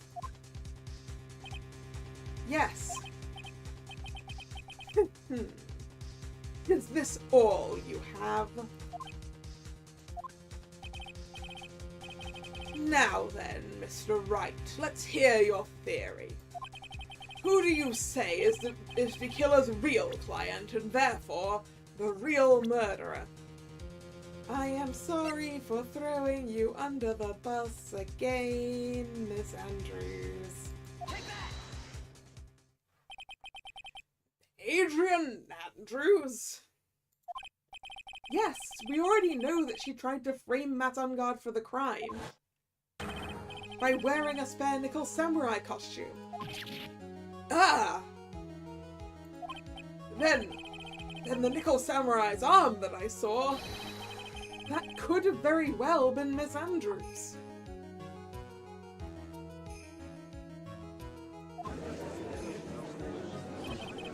But what about Mr. Rongard? If you would please recall yesterday's testimony,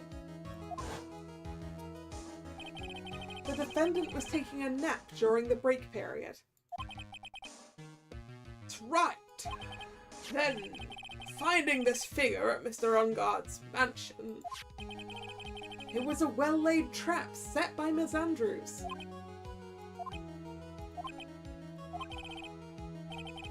Mr. Edgeworth, what is your opinion on this?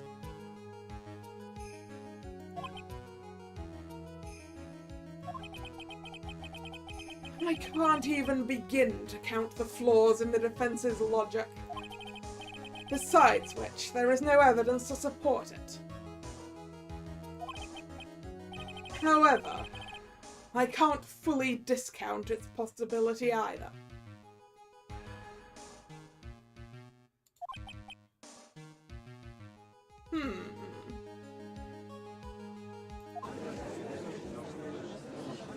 What is with this trial? Come on, anyone can tell Ungard did it. I can't believe the defense would go so far as to pin the guilt on someone else.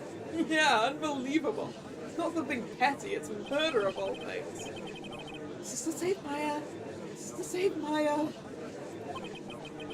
Even if the whole world turns against me, this is one fight I can't give up on.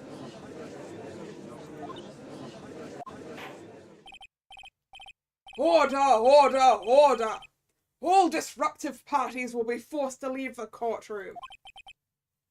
Your Honor, for the benefit of the defense, I'm going to play along with his what-if game. His what-if game, Mr. Edgeworth?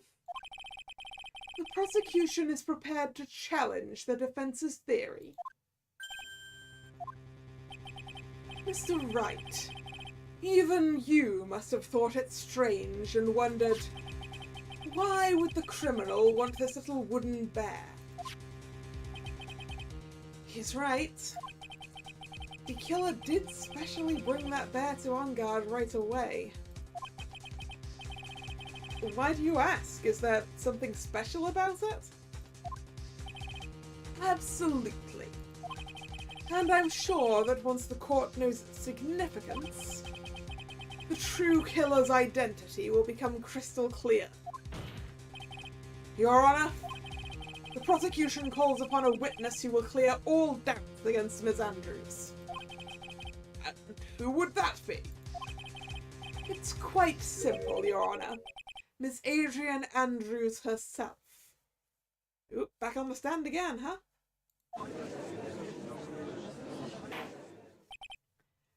I see. Well then, the court will take a short 10-minute recess. The prosecution will prepare its witness in that time. Yes, Your Honor. March 23rd, 11:54 a.m. District Court, Defendant Lobby number 3. Oh, I knew it was a good idea to hold her hostage. Don't you agree, Mr. Lawyer? But I never thought in your desperation you tried to pin the guilt onto Adrian. I swear this demon will pay! Mr. Nick! Pearls! Where's Mia? I don't know. A really strong power suddenly called her away. Maya, probably. A really strong power.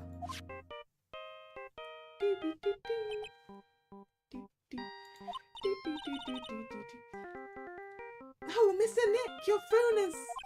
It's from Gumshoe. How's it going? Have you been hanging in there, pal?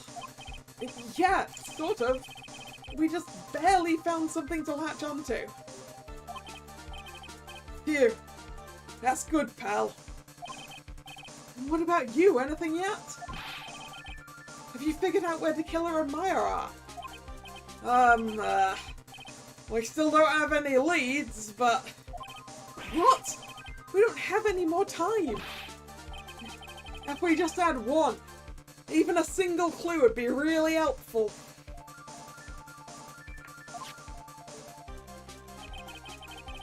I was only able to come this far because I kept thinking to myself, I've got to keep the trial going until Maya's been rescued. Have I just run out of luck this time? Is all our hope for naught? A tent! Huh? A tent? I could see a circus tent. Mia! It looks like Maya was unconscious until just a few minutes ago. As soon as she woke up, she called for me. So it was Maya that called you away. She's locked in a dusty little room right now. But I could see a circus tent outside the window about 300 feet away. So 300 feet is... Well, 6 feet is about 2 meters. So about 100 meters? Is that right? Circus tent, huh? Oh yeah, I actually got to go to the circus recently-ish. There was one relatively nearby and I was like, you know what, I kind of want to go to the circus. It was fun.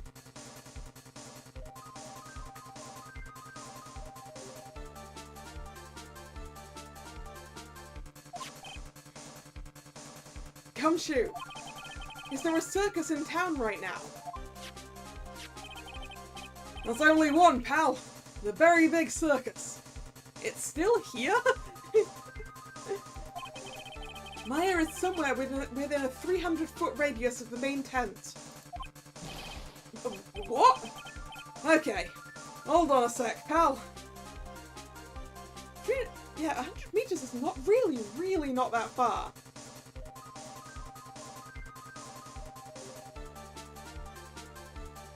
There can't actually be that much to look at near there, right? Hey, draw a circle on that map. About a 300-foot radius from the main tent. Hurry!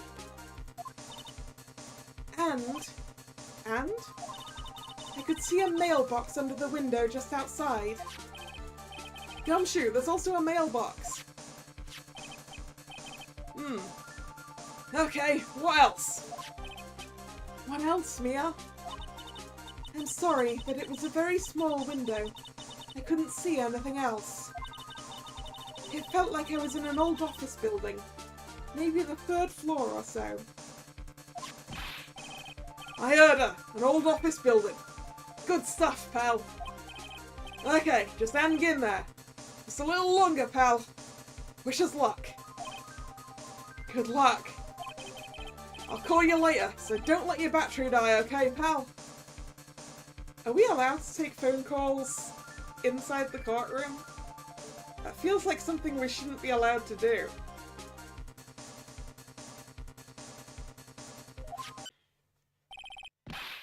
Pia, Maya's not hurt, right? She's in a pretty bad state, Phoenix. She's being starved. Come, Shu, please hurry. Looks like we're out of time. Are you all right, Phoenix?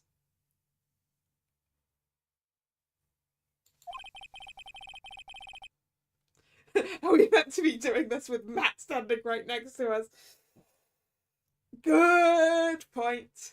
He could just... You know what? No, actually. I was about to say, he could just call the killer and give him this information. But I'm pretty sure if he did that in this room with those policemen right there, that would probably be a bad idea.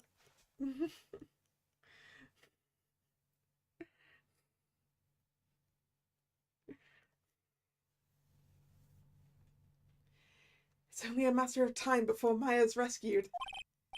You can do this. Just have to make this trial last a little longer.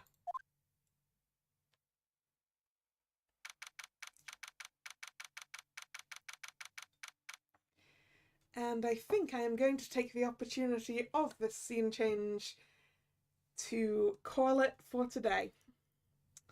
And we can, I guess, probably finish it up next week. So. Nope. That's not really what I wanted to do. It's fine. Right, there we go. I'm going to actually do my save here. So look, I've saved. You know I've saved. Right. Yes. Anyway.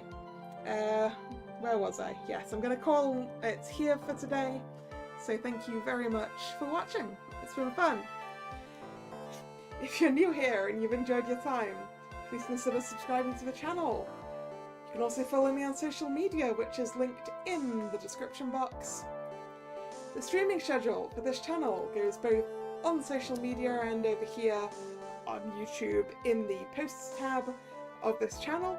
This was the last scheduled stream of this week, so there will be a new schedule up probably later tonight. The next stream will be tomorrow, Monday, 7 PM, and that will be Charade Maniacs, as we get into our character route. So I hope to see you then, or another time. Once again, thank you very much for coming, and this is Kalla signing out. See ya, bye bye.